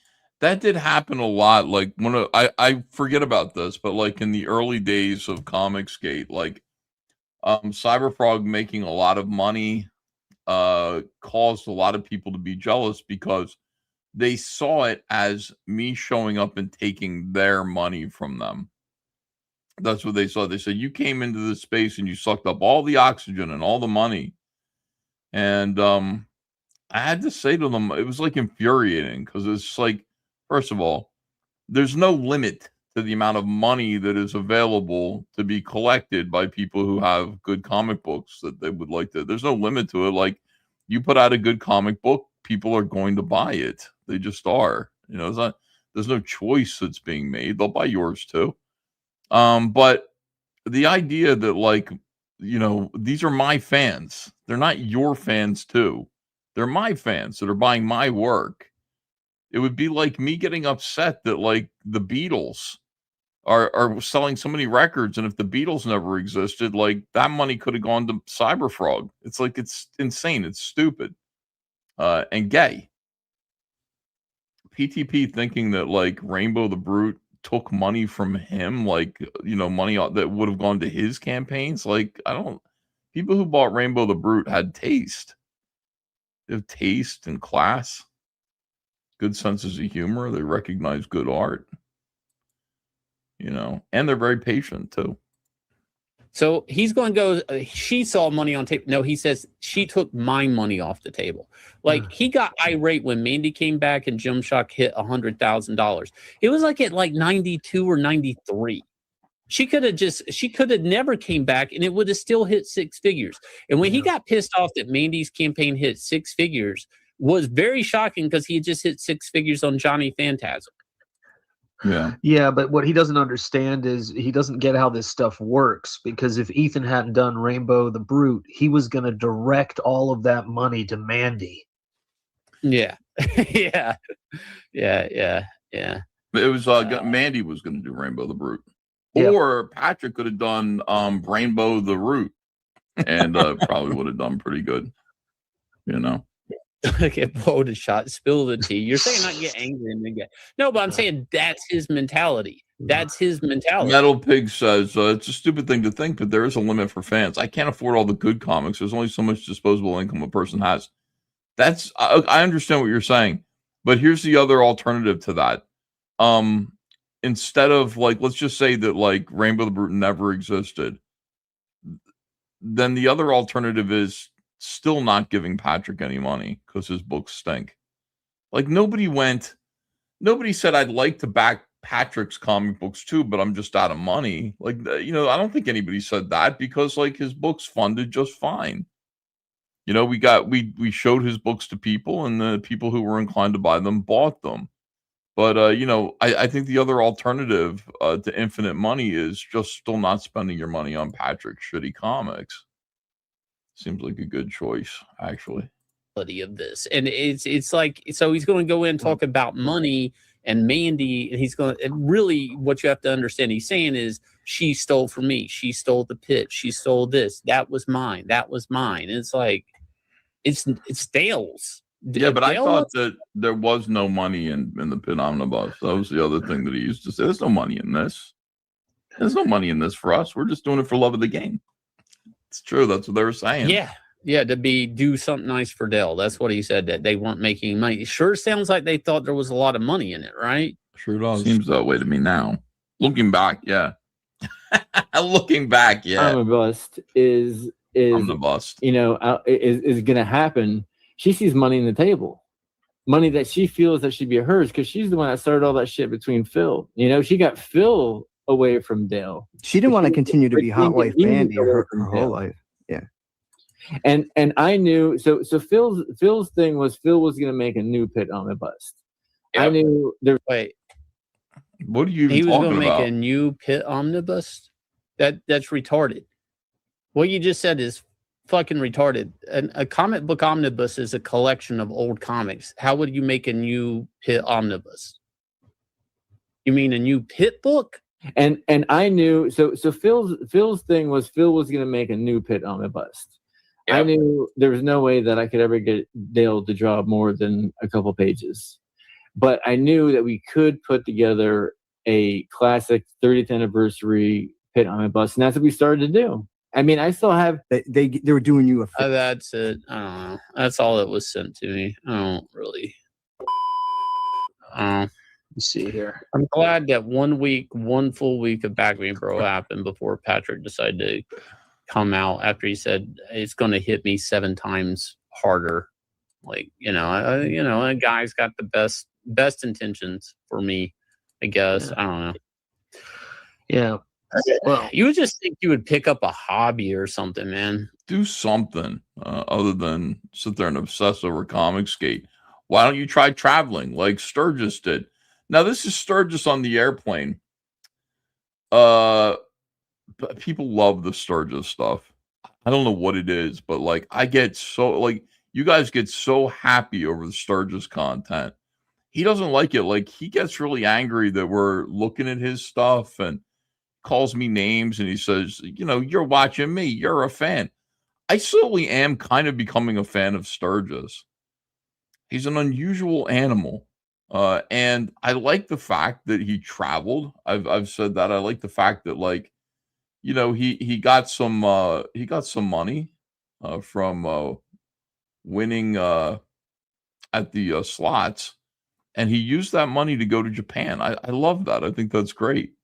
And he filmed himself, and he made all these travel vlogs, and now we get to enjoy those. Now, one thing that I love about Sturgis is he's the angriest 40-year-old toddler I think that I've ever seen. I think he's 40. He could be younger than that. I can't really tell. He could be 28 for all I know. He could be 57 for all I can tell. Like, he's a caveman. His brow is always furrowed. He looks angry and he never looks like he's having a good time. Even when he smiles, there's something unsettling about it, something strange and something that makes me worried. Turns out Sturgis has a girlfriend. Now, if you've argued with him on the internet about whether or not he's an incel, which is a normal thing, like you might think that he's an incel. Sturgis isn't an incel. He has just he's cast a net where the fish might be biting. He's cast a net where the fish might be for him in very shallow waters. And he seems to be dating a woman about twice his age, which is, we thought it was his mom. I don't think it's his mom. I think that is his girlfriend. He's free to deny that. But for me, to me, it just means he's not gay, which is what I was thinking. I was thinking he was gay. Turns out he's probably not gay. He's just into older women. I won't use any weird pornographic terms at all. I won't do that. Even though he says, I fuck pussy every day. He actually says, with regards to the nice elderly lady that he seems to be dating, he says, I fuck pussy. I give her back shots. That's how he talks about her. I wouldn't say that. I would just say, I wouldn't be crude about that. I say it looks like a very handsome woman that he's involved with, that is on the strip with him. So anyway, she films him receiving and eating his in-flight meal, which I thought was just interesting. I like food. I like watching Sturgis enjoy food. Now we just get started here. We just have the first snack, the Cooper's Gourmet Cheese Biscuits with white cheddar chive, and just starting off with some water here. This is the fold-out table that is with the Premium Select that you get to have here before you get your meal. And so, yeah, those of you who have never flown before, you can get a tray, and the tray either folds down from the front of the seat in front of you, or it folds out of the arm compartment, depending on whether or not you're in. I think it's mostly in like first class where you can pull the tray out from the armrest. Otherwise, it's coming down from the front of your seat. In Sturgis's case, I'm not really sure. I can't tell, but he's traveling back from Japan, so big airplane and special roomy accommodations for Sturgis. I want to show you guys some cool stuff. What do you get? Stuff here. So they just brought us our main course, which for me, I got the braised beef short rib. The fisheye distortion on Sturgis's head there was great. I enjoyed that quite a bit. Sturgis, I don't know why you're mad at me for enjoying your videos the way that I do. I think they're meant to be enjoyed. So there's some garlic miso sauce, shiitake mushroom, broccoli, some white. Sturgis has got a nice garlic with miso sauce and looks like a piece of meat or a mushroom here. He's pointing out his in-flight meal. Rice and a cherry tomato. Have a salad, bread, and like a berry mousse type of cake, I'm guessing. And of course, I brought some water. So this is gonna be the first course for the meal. We got another course coming later on. So I just want you guys to see all that. He's got another course coming, guys. Heads up. And now we're having our choice for our almost there meal. I'm going to be getting the roasted chicken, the spicy garlic miso sauce, oyster mushroom, cabbage, carrots, shishito peppers. He's still wearing the Kirby hat. That's how good it looks. He's got a Sprite. I like Sprite. Our Japanese Sprite. Japanese Sprite. Go. Now we just get started here. We just have the first snack, the Cooper's Gourmet. All right, so that he said he's just getting started. That is the first snack. So okay. All right, so that's Sturgis coming back from Japan. It seems like they fed him well on the airplane, which is good. You know, that the in-flight meals can be quite scrumptious and worth discussing. It looks like, they did him right in that regard. Now that he's home, what does he want to do? Well, why stop traveling? Traveling broadens the mind, as Sturgis minds the broads, if you know what I mean. Driakus, for some says, it's a high chance that he met her at the casino. Lots of time to chat at the slots row. I had that thought too. I was wondering what made Sturgis go to the casino at all. It just doesn't seem like his type of thing. Now, on the one hand, it's like what millennials are doing right now. Millennials and Gen Z are really into gambling. Very much so. My son's friends are all gambling addicts. They love it. And they're all the videos, all the influencer videos on YouTube, TikTok, Instagram, all the gambling shit, tons of it. And everybody wants to get paid to make gambling content. Sturgis could have fallen into it that way, but the other way is a lot of old ladies like to gamble. It's possible that an old lady got Sturgis into it. Abacus Flinch says Sturgis is having another course. Holy shit. Yeah, he is. All right, hold on a second. So now where would he go? He would go to San Antonio. So this is Sturgis, his new video. I'm so excited about this. I didn't even watch any of this yet. I saw this and I was like, yeah, a Sturgis travel vlog. Sturgis going to San Antonio seems awesome to me. Still wearing a backwards Kirby baseball cap, it looks like. Looks like he's got a money shirt on. Could be a gambling shirt. Not sure. Is that a whale on his shirt, like with money all over it? This should be good, man. He looks pissed all the time, dude. It's great. I love his face. That is a hell of a brow shadow, says Dracos. Hell yeah, it is. He's a very stern man, Sturgis. All right, so he's probably going to comment on me in this video. I hope he does. So we're here, guys, some historical sites that our fans are requesting. So we are here at the... Your fans are requesting this? You're at a historical site that your fan... oh, let me see how your fans are requesting. 17 views.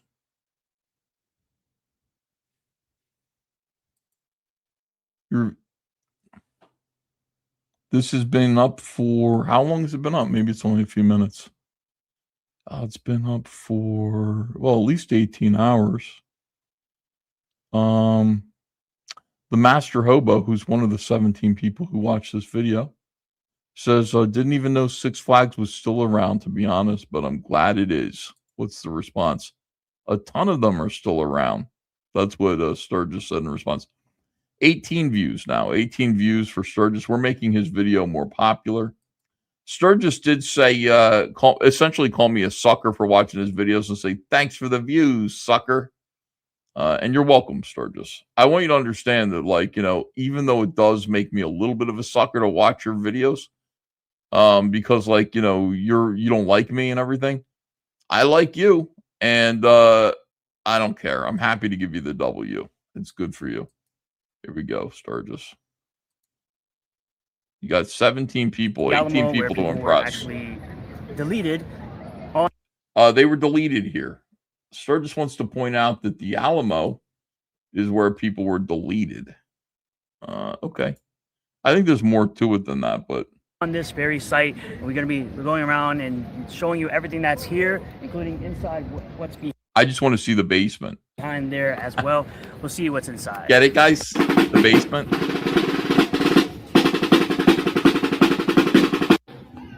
Ethan gave him 1 view with the 1,000 people watching. I know. Whoops. When was this video? Is Sturgis gonna go into Bell County Comic-Con? Oh no, it's close to San Antonio. Looks that way. Looks that way, Reggie. This video is from today. They deleted those people in the basement. Oh, Reggie, you might get to meet Sturgis. He's going to Bell County Comic-Con.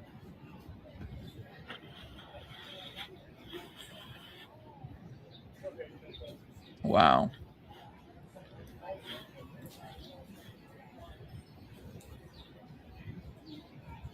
Hendrik Arnold, guide and spy of the Texas Revolution. Read it, Sturgis. Oh, who's this?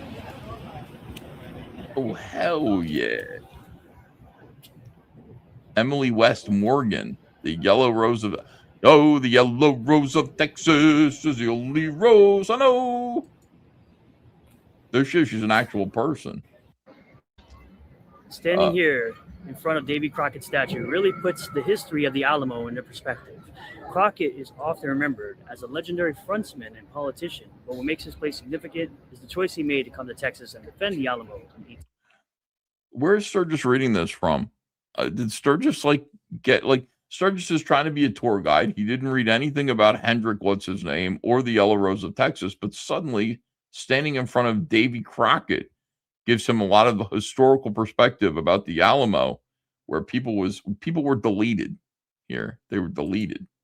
Salty Traveling Sea says he dresses like a Puerto Rican twink everywhere. I love it. Sturgis makes me laugh. He is awesome. Is he reading info from the plaque? No, because he said it gives you a sense of perspective. So it's personal. Yeah, he has his phone. Seems like he's reading an AI script for himself here, which is good. Could at least say something, you know. He'd have more views if he did a Leem River video, says Jabba the Cuck. Well, we don't want him to do that. 1936. Do we? He wasn't originally a Texan by birth, yet he volunteered to fight for He's reading a script. Like 100% reading a script. this amazing cause he believed in.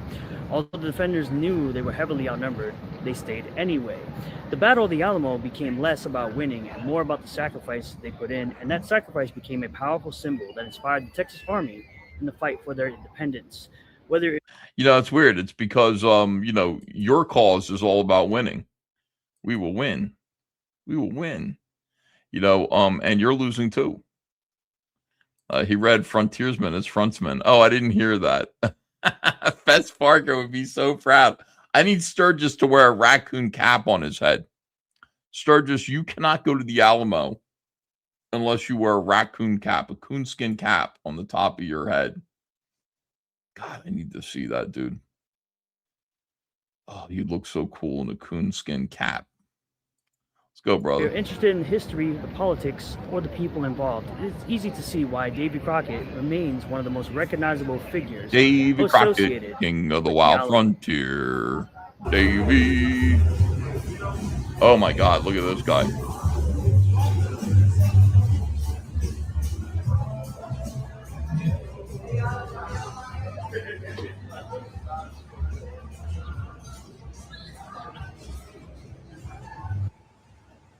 Sturgis, get on that boat. I demand you get on that boat.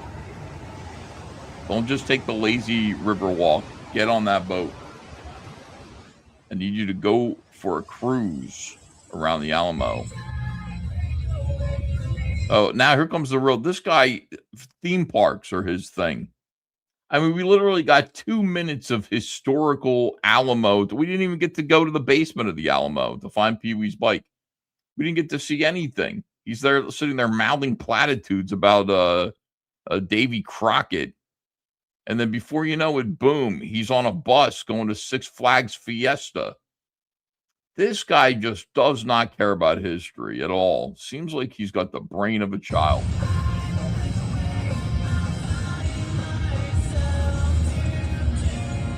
What's he listening to?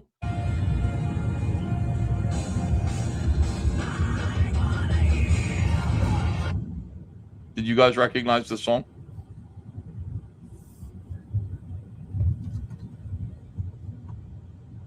Why are we filming the road? Why are we doing this, Sturgis? Joseph Schmuckatelli says Sturgis enjoys his friendships with fava beans and a nice Chianti.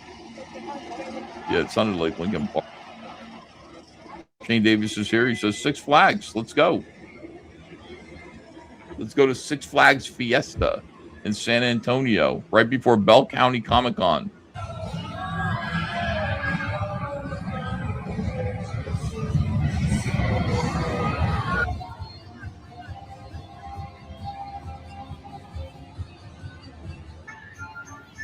It's the DC universe. Go in there, Sturgis.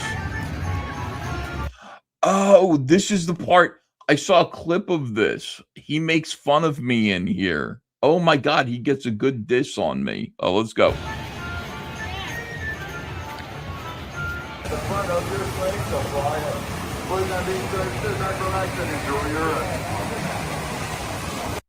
Looks like we made it, guys. We made it here to the Wonder Woman Golden Lasso coaster. You can see just how beautiful Wonder Woman is. They actually allow her to be sexy at this theme park in Six Flags Fiesta, Texas. The entrance You can see the ride right up there, just about to go off. I do have the fast lane for this ride, so I'll be able to get to the line no problem. You can see the entire ride is just all of this nice, awesome built coaster over here. You can just see it just go real quick before we actually get on the ride itself.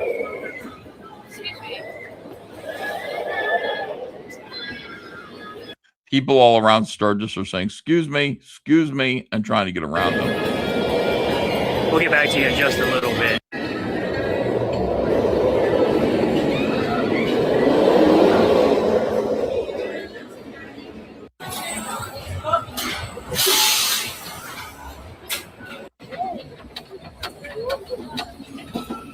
Sturgis does not know how to film anything with his camera. He's got a real problem with this. That lady was like, beat it, creep, says Illustrator.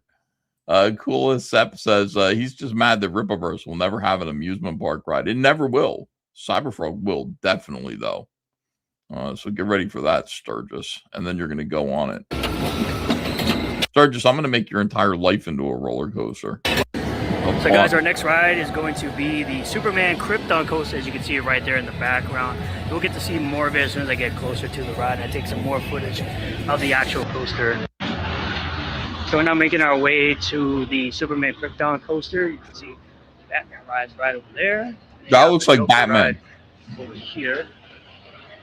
Just gotta find the gift store to get into the Superman Krypton coaster. So yeah, the Superman Krypton coaster is just right behind the Joker ride. You can see that they placed Superman at the top of the coaster right there. The ride just ended for these people. And then you have the Joker, like I said, right here. We're making our way over to the Joker Carnival Chaos right past that though.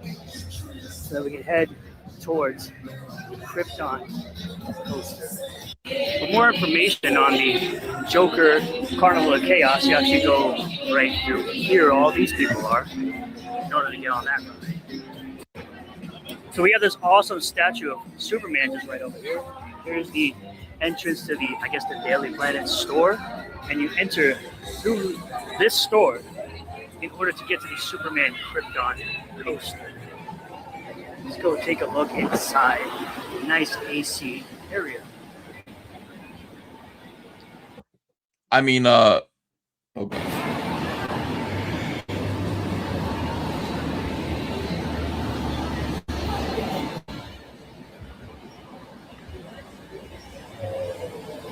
Here it is right here. Sturgis, did you notice how everything that was in there was for adults? Did you notice that, like, there weren't any cutesy baby, gaga goo goo, big-eyed, cutesy, tootsie little things there? They're all for grown-ups. That's America. Those are American comics. It's the American comic book culture. Salty Traveling Sea says, has there been any recent proof of life for Ginger Wolverine? Ginger Wolverine, I saw him going to bat for Eric regarding a TikTok guy who made a video saying that Rippaverse stinks. I did see him involved in that situation.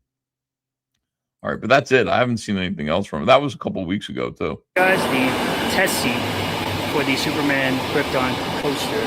For anyone who wants to test out Superman ride. As you all can clearly see, I fit in the Superman ride.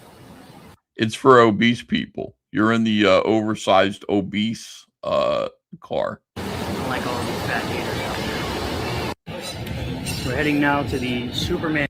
Sturgis, there's no proof. You know, all of these roller coaster rides come with like obese cars for people who are overweight. They're usually in the back of the roller coaster, which is where you were. You were in the fat seat. Embed says, EVS Sturgis rarely wears a hat, you loser. Oh, yeah, I know. Whoops. Yeah. Just look very weird. All I'm used to seeing him wearing is a hat now. When he takes it off, I just kind of go, what? But then, yeah, when he goes home and he streams, he's never wearing a hat. And Krypton Coaster Fast Lane, which is just this way. We're going to go here. Right over here. We're going to go right over here, guys. Fast Lane. This happens to be the exit, too, which is weird. Oh, yeah. Sturgis, you're used to entering exits. We have the entrance to the Superman Krypton coaster here. See, it's just going right up there.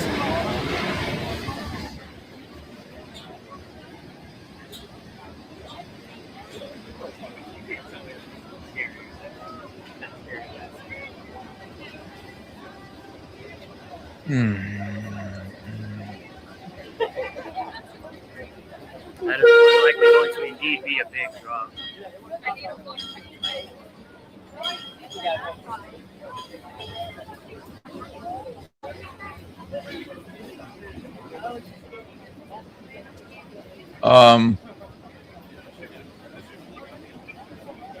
Yeah, come to think of it, I haven't heard from Eric Huffles in a while.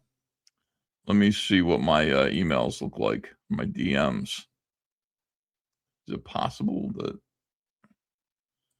Eric Huffles, what is this here? This is good.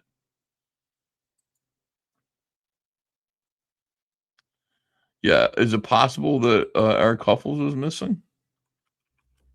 When was the last time he sent me a message? Eric Huffles, Monday, July 13th, Vampires poll. The last time we saw Eric Huffles was 2 weeks ago when he created the poll for Comicsgate Kings Vampires. That sucks. Hope he's okay. Does anybody know what might be going on?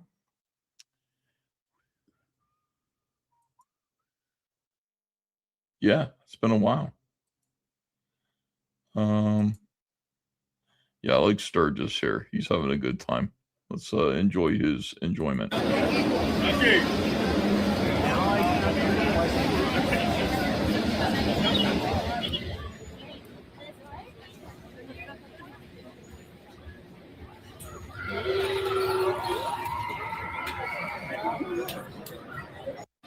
So I just got done getting off the Superman Krypton coaster ride. Definitely the best ride I've ridden here so far, or thus far. We're going to see what other rides we can get to, and we'll let you guys experience and see all that as well. Who's more massive, EBS or Sturgis? Oh, Sturgis is way fatter than me. He's just way fatter than me. It's very clear. Screaming children everywhere. It's so noisy there. We have a Six Flags in New Jersey, not too far away. I would rather die than go there. I really would. This is giving me kind of like a little PTSD.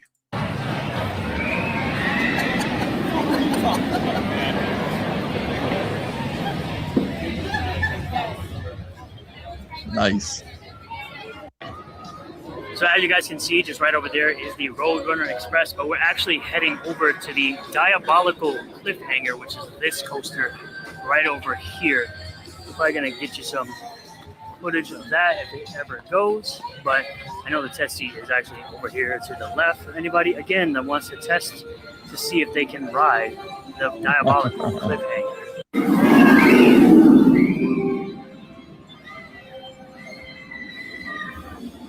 Yeah, I went all the time. Did I take Hunter? Yeah. Listen, Great Adventure was like the greatest thing in the world. Six Flags Great Adventure in New Jersey was the greatest thing in the world when I was a kid. But let me see. The last time I went was maybe like 5 years ago, and I said I'm never coming back here again. It sickened me. It was awful. All right, hold on a second. Back to Paul Freeze. Oh, thanks for joining the channel. Appreciate you. This is his attempt at interviewing for park hoppers. Why else would he post this garbage? I don't know, man. It isn't pleasant to watch. It's horrible. Wilberforce Booster says, call Hunter and get his testimony. Yeah, I think Hunter would confirm that. You know, if he's been to Six Flags Great Adventure, he's gone by himself with his friends.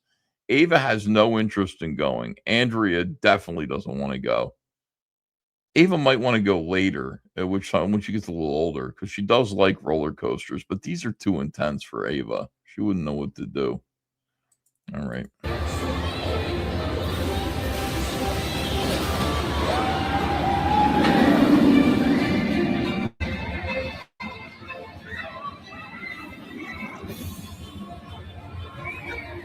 Yo,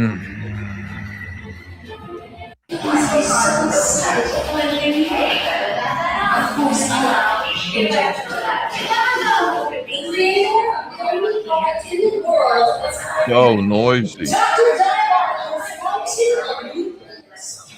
God damn. I had to turn that way down. I promise you're just a few short moments away. And while we prepare the samples of next room, prepare yourselves for newfound youth. I don't know. This doesn't look like a good time to me, Sturgis. Where's the part where you make fun of me? Hold on a second here. Like, skip this. I mean, there's a lot of this. A lot of you waiting in line. All right, hold on.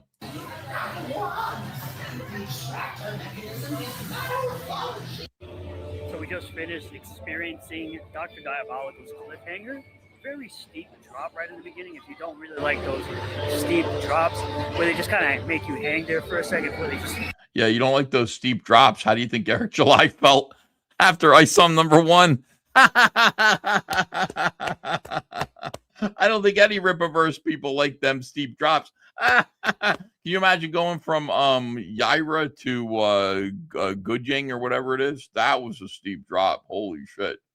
Let me see. Drew G says, what exactly is the point of this? And Lord, the fingerprints on the lens is killing me. I don't know what the point of it is. We're enjoying Sturgis's.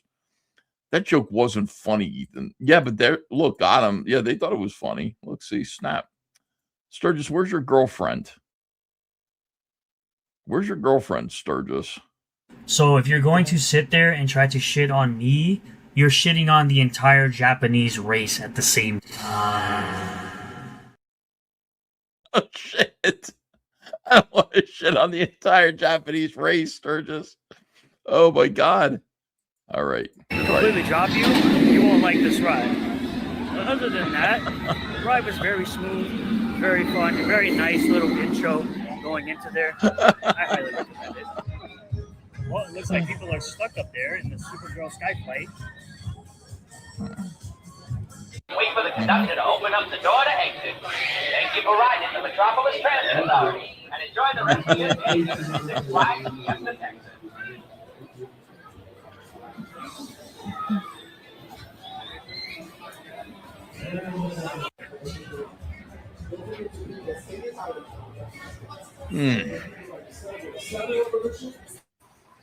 Well, since EBS Here we go. love Baby Ride so much, and I know you're going to watch this, Ethan, it's going to be hilarious watching you cry about it. They made a Baby Ride just for the character that you decided to help with Green Lantern Rebirth. There you go. This is all they give you for the character you worked so hard on. Well, why don't you get on it, faggot? That looks like the looks like the kind of ride that you like. That ride, it looks like it's meant for you. That's the essentially, you're sitting there making fun of it, but that's essentially the Pikachu ride that you got on, right? He got you, Ethan, says F lol. He did. I got owned by Sturgis. Look at what you get. I'm at the park here. Now, if you worked on Superman, you get a cool roller coaster. If you worked on Wonder Woman, you get a cool roller coaster. But you get a baby ride. You get a baby ride. Please, someone re-edit that shit on soundbite, says Paul Freese. Why? So if you're going to sit there and try to shit on me, you're shitting on the entire Japanese race at the same time. Maybe there should be some music behind it. You're shitting on the entire Japanese race. What is it? Shane says, will you guys miss me when I'm gone?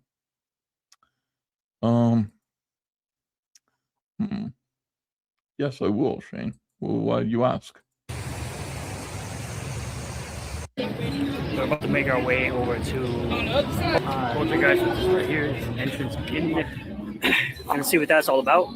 As usual, I got the fast pass for this. So I don't understand where your girlfriend is. I mean, where is she? How come she's not with you? I understand that senior citizens don't usually like Six Flags parks, but You didn't bring her and let her sit there and watch. Maybe let her sit there and drink some iced Geritol while you get on the Green Lantern space airplane ride or whatever it is. You left her back at the hotel. Listen, if you're going to be dating an octogenarian, Sturgis, you got to start doing things that octogenarians like. And theme parks and Six Flags, they ain't among them, I'm afraid.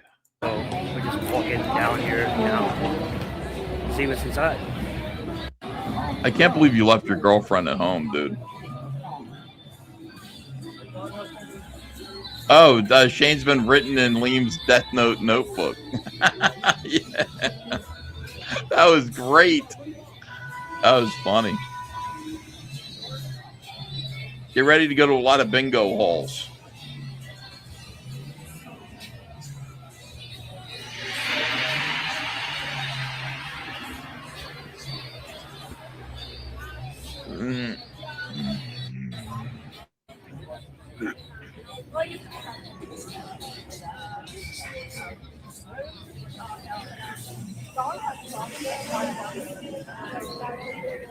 Sturgis, look, it's Rippaverse sales.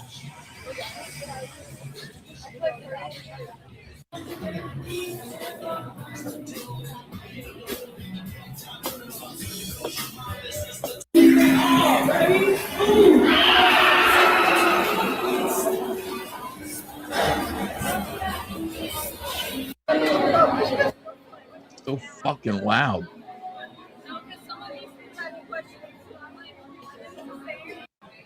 And for those of you all waiting to ride, please make sure you're not leaning. Push your pulling on the silver entry gates. There is a yellow line located down at your feet. I already did that joke. It's over for us. I know. Thank you.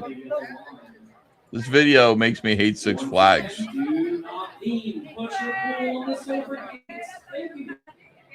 It doesn't look like a good time to me, but like, I don't know. I'm old. Which is why Sturgis's girlfriend stayed home. Same reason. Wait a second. Did Sturgis bring his girlfriend to San Antonio at all? Is he at San Antonio solo? What's up with that?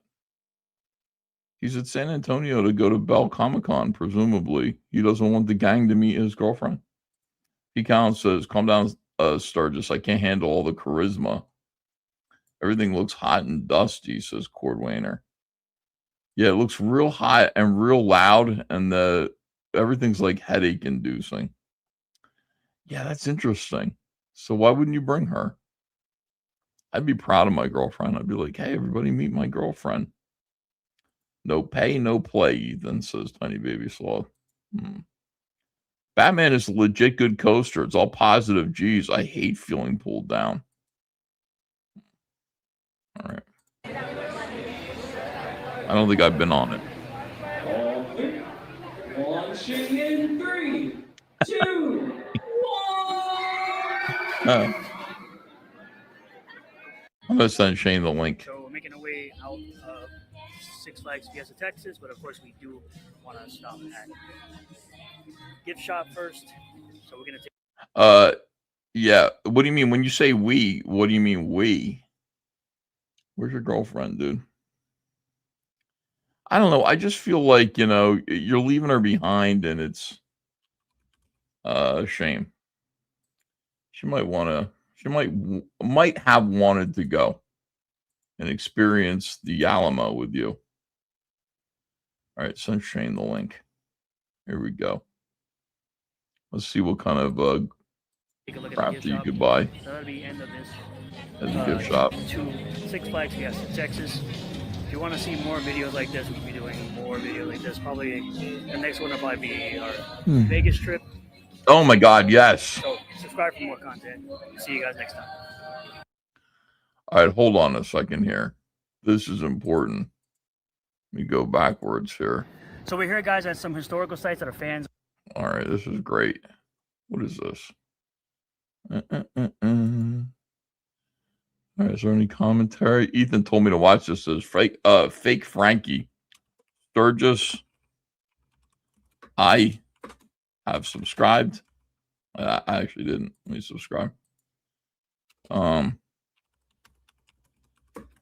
I and the other 18, 17 actually people who watched this video in its first 24-hour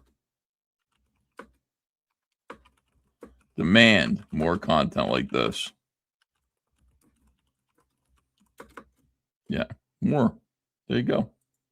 That's encouraging. Like, he won't take it that way, but I think that's a nice bit of encouragement. I demand more, Sturgis. I need to see you lumbering around tourist traps like a big idiot. Press like, Ethan says. Oh, I forgot to hit like. Hold on a second. Like. Ring the bell for notifications. Sturgis, I have rung the bell for. Holy shit! This is a new channel, Renowned Zero Travel. This is not his old channel. This is like a new channel. Sturgis Travel has 13 subscribers so far, including me. Man, if Sturgis goes places, I want to see where he goes. I feel like living vicariously through Sturgis. It'd be amazing. You guys ever want to do that? You're lucky number 13, says Wilberforce Booster. I feel lucky. Fake Frankie says, yeah, it was hard to find.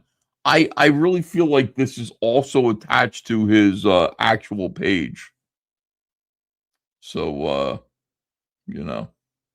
So, Sturgis the possible pet. Listen to Ethan and went to a historical site, says Alex. I don't know if he's a possible pet. Did I tell him to go to a historic? Oh, yeah, I did tell him to go to a historical site. I said, well, you're in Japan. Why don't you go see some fucking Hiroshima World War II shit? Instead of going to all the fucking weird touristy weeb crap that you wasted your time and money on. So he did that. He went to the Alamo briefly and read a plaque about Davy Crockett, which he did not comprehend. Sturgis has no idea what the Alamo is. To him, it's just where people got deleted, he said. He has no idea what the cause was, what it was about.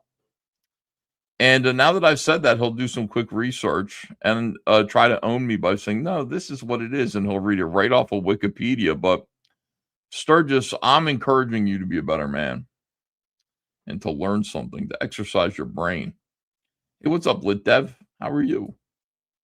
He thought it was the Alamo. Sturgis thought it was the Alamo. Yeah, he thought it was a Muslim temple, a mosque.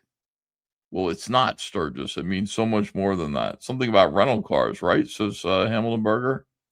Yeah, by the way, yeah, there's every reason to be confused because there is an Alamo rental car, but that's not what this is. I don't think people were deleted at the Alamo rental car. Maybe they were. You misunderstand, says Croker Black. His girlfriend is an octogenarian otaku. She wanted to do there, and she dresses him. Oh, really? She wanted to go there. She dresses him. You think Sturgis gets, like, his clothes are purchased by? I can see that, I guess. I understand that. Sturgis walking around wearing a Vegas Mat t-shirt. That's great. All right, I don't know. Am I done? Are we still moving here? I could be done tonight. Leave it to Shane. Let Shane take over. Shane might have some things to say. I still got a bunch of Rippaverse videos, but I can save them for tomorrow. I love Sturgis's travel log. We need more of that right away. Thank you, guys. I want to thank you for being here. You promised more EJ, says Hamilton Berger. I did, didn't I? I tried to get away with it. I said, I'll confront Eric July. All right, here it comes. See this face right here? This is where we're going. And I just said, I'm not interested in doing that. What's the biggest misconception about the Rippaverse? I think this one's fairly obvious, that we are some sort of political company. What is this? Our song, White. So, okay. Norfolk Glorious Death. Yeah, I wish. Issue 1 that I'm holding in my hand. Oh, it sucks so bad, Eric. That comic book was terrible. I reviewed it with you guys. You do remember Norfolka. Look, he even spelled it wrong in his title. Norfolka, Glorious Death. Like the mark of quality, Rippaverse. He spelled it Norfolka, Glorious Death. That book was so terrible, dude. And the first issue sucks, especially because, like, it's just Nor. There's no fricka. The fricka doesn't happen until the last page. And it's inexplicable. It really has nothing to do with the rest of it. It's just like, it's just Nor. It's just a Thor ripoff. And you're so stupid that, like, you think that you had to name Asgard something else. You thought Marvel Comics had, I guess, the trademark or copyright on Asgard. So you called it Asgarth. Like, you know, Asgarth. You went, you know what? I'm going to make it so it's Asgard/Earth. Asgarth. And it really just sounded like the guy from Wayne and Garth. What is that show called? What was that movie called? Wayne and Garth. Where they're singing. What is that called from the 90s? Yeah, Wayne's World. Thank you, Wayne's World. And you got it right away. You were like, Asgarth. Ha ha. Sounds like Wayne's World. Yeah, Wayne's World Valhalla. That book sucks so bad, dude. All right, so what is it? You tell me what it is, Eric. What is this mess that you've made? Explain yourself. I had a lot of fun with this book. I mean, we get to explore. What we get to explore? Not just Norse mythology, but it's not Norse mythology. It's just some bullshit that you made up. You ripped off Thor, and you named it something slightly different than Thor. And then you shit it out. You added like a rock band to it, I guess. But the rock band isn't even in it yet. In the first issue, there is no rock band. This rich African mythology as well. So book number 1 dealt with a lot of Norse influence, and book number 2 deals with Takari and the Takari is a stand-in for you, and the redheaded guy is a stand-in for Ginger and Gay from your band. And you guys have these fantasies together, I guess, of like mixing. You guys have this fantasy of like coffee and cream kind of thing, like Norfolka. It's clearly like that's meant to be you. When you actually see you and your other front man, whatever his name is, the other guy that sings, it's clear what this is. The world, the realm of Nyandala, which is more African mythology, and I had a lot of fun. Is there African mythology? I don't know if there's any African mythology. There's Wakanda. I had a lot of fun coming up with my version of these characters. With my version of these characters. Did you hear what you just said? I had a lot of fun coming up with my version of these characters. What the hell? Are they not your characters? It's your version of characters. P. Collins says, rich and African don't go together, Eric. We was Kangs.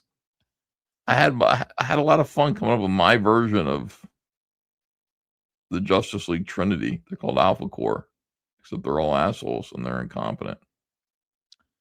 Okay. But placing them in a believable world. You can imagine, these are some very powerful beings. So we can't. Everybody's a powerful being. What exactly is believable about it? Just throw them in the Rippaverse and hope that it makes sense.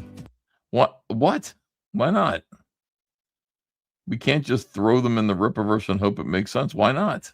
None of it makes sense. Nothing in the Rippaverse makes sense at all so far. It's all a bunch of weird characters, weird bland characters making bad decisions, selfish decisions. We have to be calculated. So we're telling this story bit by bit with that inspiration, but in a way that makes sense. So you want to explain that? Like, what do you mean by that? Oh God, we're telling the story in a calculated way, bit by bit, but in a way that makes sense. Man, I would love to know. I understand that you're like keeping it to yourself. You're pretending to keep it to yourself. You're pretending to be NDA'd about your own fucking story. You know it. But like, what do you mean by this? We're reeling it out in a calculated way. Like how? It's a story. It's a comic book, dude. What are you waiting for? Oh, Glorious Death is not only a song, which was recorded by myself and Dan Bass, but it's a comic book limited series. And if you're into those mythologies, it's the series for you. That was horrible, dude. And if you're into that, he didn't have a script for. He did not have a script for that. I learned absolutely nothing about Norfolka, Furka, Glorious Death, everything you need to know. I learned nothing.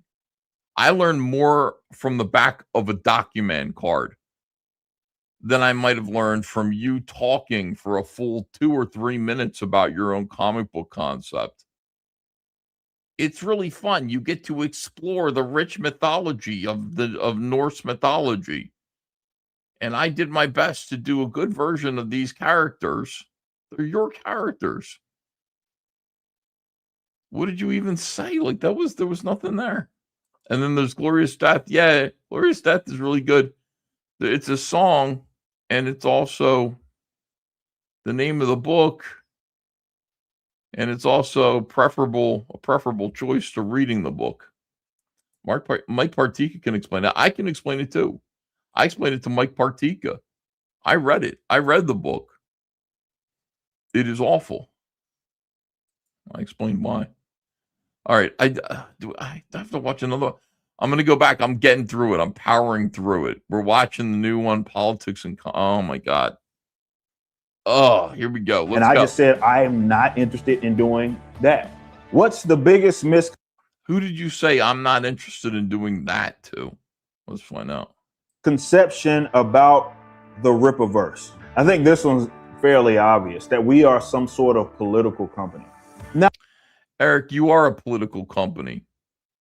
I don't know if like you realize that, but every choice that you made leading up to Rippaverse and how it was presented to the audience who initially supported and funded it was expressly political. Even your slogan, "We will win," was political. Win against what? That is a political statement. We will win against who? Against what? That is politics. Your entire reason, supposedly, for making Rippaverse was political. You were, according to you, which I don't believe any of this, but you were disgusted by the behavior of the mainstream. And so, therefore, you decided that you were going to create your own version, your own thing. I really don't think so. I think you just saw the money that Comicsgate was making and said, I can do that. You even said that. You said, you got $1 million for sci-fi. I can fucking do that. But it was political. I mean, you presented it as political. Whether or not you are actually a political person is up for debate. Whether you are an actual libertarian who has profound feelings and opinions regarding the state of the entertainment industry and your role in fixing it or answering it, that's a political stance, by the way. We had a bunch of weird people, like, early on, there was a bit of a slogan about like no politics in comics, and it was associated with Comicsgate. And I think we've corrected it enough where it's like, not no politics in comics, just not these politics in comics, not progressivism in comics. It's anti-American. It's about transgender shit now. It's entirely too focused on identity politics. Those things don't belong in comic books, but they could be there if somebody creates a new comic book and they want to run their fucking politics up the flagpole and sell it through their own unique comic book. See how that does, but it doesn't belong in Spider-Man. It doesn't belong in any of these Marvel books. And in any case, the idea of comic books being expressly apolitical is stupid. Everybody has a point of view. Every writer who is writing anything, any stories, has a point of view, and those points of view, that point of view is their politics. Eric, you have a point of view. You have a really weird fantasy about Texas seceding from the United States and becoming a libertarian superpower. It's bizarre. It's never going to happen. Okay. It couldn't happen. Texas would crumble without the other 49 states. But that's what your entire universe is about. That's a political idea. That is a political fantasy. And it's all being sold under the auspices of the rest of the industry hates you. Why don't you give money to people who don't hate you? That's political. I get so sick of this. He doesn't, the whole thing is, he doesn't want to stand with conservatives. That is why he does this charade. That is why he does this rain dance. Anything other than to stand with MAGA, with the MAGA conservatives that gave him money and power. Anything other than to stand with you. And he'll say whatever it takes to avoid being somebody who represents you. Now I know where this had come from, okay? Yeah, do you? Me, I dabbed in, obviously, political commentary. I'm sorry, Eric, you dabbed in it? Did you say you dabbed? You mean you dabbled in political commentary? But you are entirely political commentary. Everything that you are, everything that makes you who you are is about your political commentary. It's your job. You work for the Blaze. What are you talking about? And I know, I mean, this is all for Hachette. You know, it's all for the purposes of putting Hachette's minds at ease, I guess. For a very long time. And I voiced my opinions about just about everything. So naturally, I think people assumed that was you meant it. And that, you know, the reason, look at this kissy face here that he's making is funny. That you meant it, and that the reason you decided to make a comic book company and you know, declared that you were doing it as a call to action was out of politics. But more fool all of us, because it never was that, was it, Eric? What I was going to do with the Rippaverse was just have it be a reflection of my own individual political views. So you have a lot of folks that obviously have never really read Rippaverse books that assume that that's what we are about. But it's the complete opposite. And I made this abundantly clear. In fact, it's apolitical, I guess. If it's the complete opposite, then it's apathy. There's absolutely no. Clear in the first ever video that we did for the Rippaverse, where I believe it was titled Welcome to the Rippaverse. And I broke down the state of the industry at the time, where things were going, what my motivation was for starting. What is the state? What was the state of the industry, if you don't mind me asking? What exactly, when you broke down the state of the industry, what exactly was it that you were complaining about? You remember? When you were talking about the state of the industry? How come you skip over that? What exactly was wrong with it? Starting this company, and you could see that we prioritize fun, continuity. That was. You don't prioritize fun. You were miserable. You prioritize money. You prioritize money. And I had to tell you, you got to smile and have fun. And you heard that message loud and clear. And now suddenly it's fun, fun, fun. But I don't really see too many people having fun. You know, it seems like you're spending a lot of time. Yeah, you're in the warehouse boxing up comics. And desperately chasing this new distribution deal, which is going to be a disaster. What we wanted to be known for. It was never about political views or anything of that nature. Sure. No, your comic books might not be political. Your company is. The books that you put out are political in the sense that they're based around the idea of Texas seceding from the United States. From there on, you know, the Great War of Separation, you are making political comic books. But you could say this issue of Yaira, where she fights bugs, isn't political. You know, if you want to, you could say that your company is still political. You're pushing against something. You're an activist company against something, or at least your audience believes that you are. It was a hyper political industry at the time, and I just said I am not interested in doing that. That's not what you said. You said that their politics were ruining comics. You said we will win against, I guess, the hyper left-wing politics that were prevalent in the mainstream, which would make you right-wing, almost by definition. At least everybody understood that about you. We welcome everybody, whether you welcome their money, Eric. You welcome their money. And yeah, believe whatever you believe. As a creator and obviously as fans and supporters, we'll have you. It's not anything that I ever wanted to focus on with this company. And I just said, yeah, I mean, that was very poorly said and stupid. I like the way he got up to leave. That's just not what I wanted to focus on with this company. It is. Again, we will win against what? What are we trying to win against, Eric? Use your head for a minute. Your audience might have evaporated because it seemed like you were political and you were speaking for them, which again would make you political. You're speaking for your audience against something else, which would make it political. Okay? So this whole like Rippaverse isn't political is just your way of saying Rippaverse isn't right wing. I do not personally align with the right wing because Hachette is not right wing. And if Hachette views Rippaverse as a right wing company, we might have some trouble. And I want to avoid that trouble right now. I want to stick to my deal. I'll put woke children's books in the libraries right next to Genderqueer, which they distribute. That's the distributor of Genderqueer. Unbelievable. I don't know, guys. If Eric was a successful musician, he would never have bothered, says Joseph Schmuckatelli. Yeah, that's true.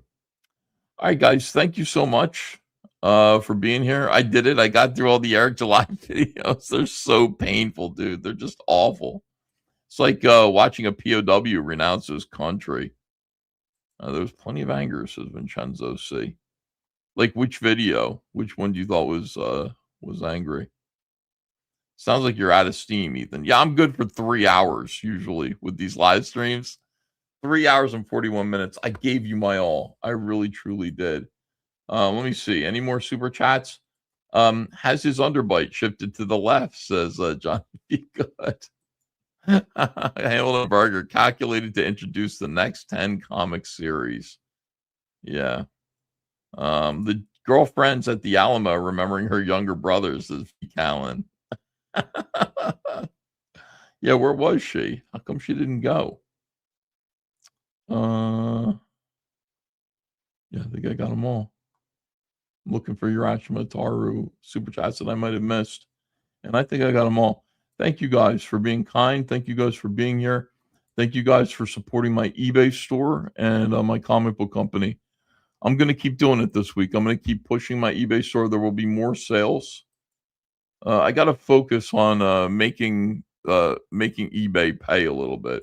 Kawul S. Hep says fan mail, Ethan. Fan mail. Okay. Shane really tried, says Anthol Insidious Foul. Well, I gave him the link. He'll probably go on his own. Thanks, everybody. I will see you again tomorrow with another video. Take good care. Bye-bye. Growing up can be rough. It isn't always easy to make friends. Sometimes I feel alone. But then I met Barnaby and learned the truth about all cats on Earth, that they need my help. But the bullies are trying to stop our fun. Together with the Starlight Cats, I can collect all the jewels, so the Great Merlion will rise again.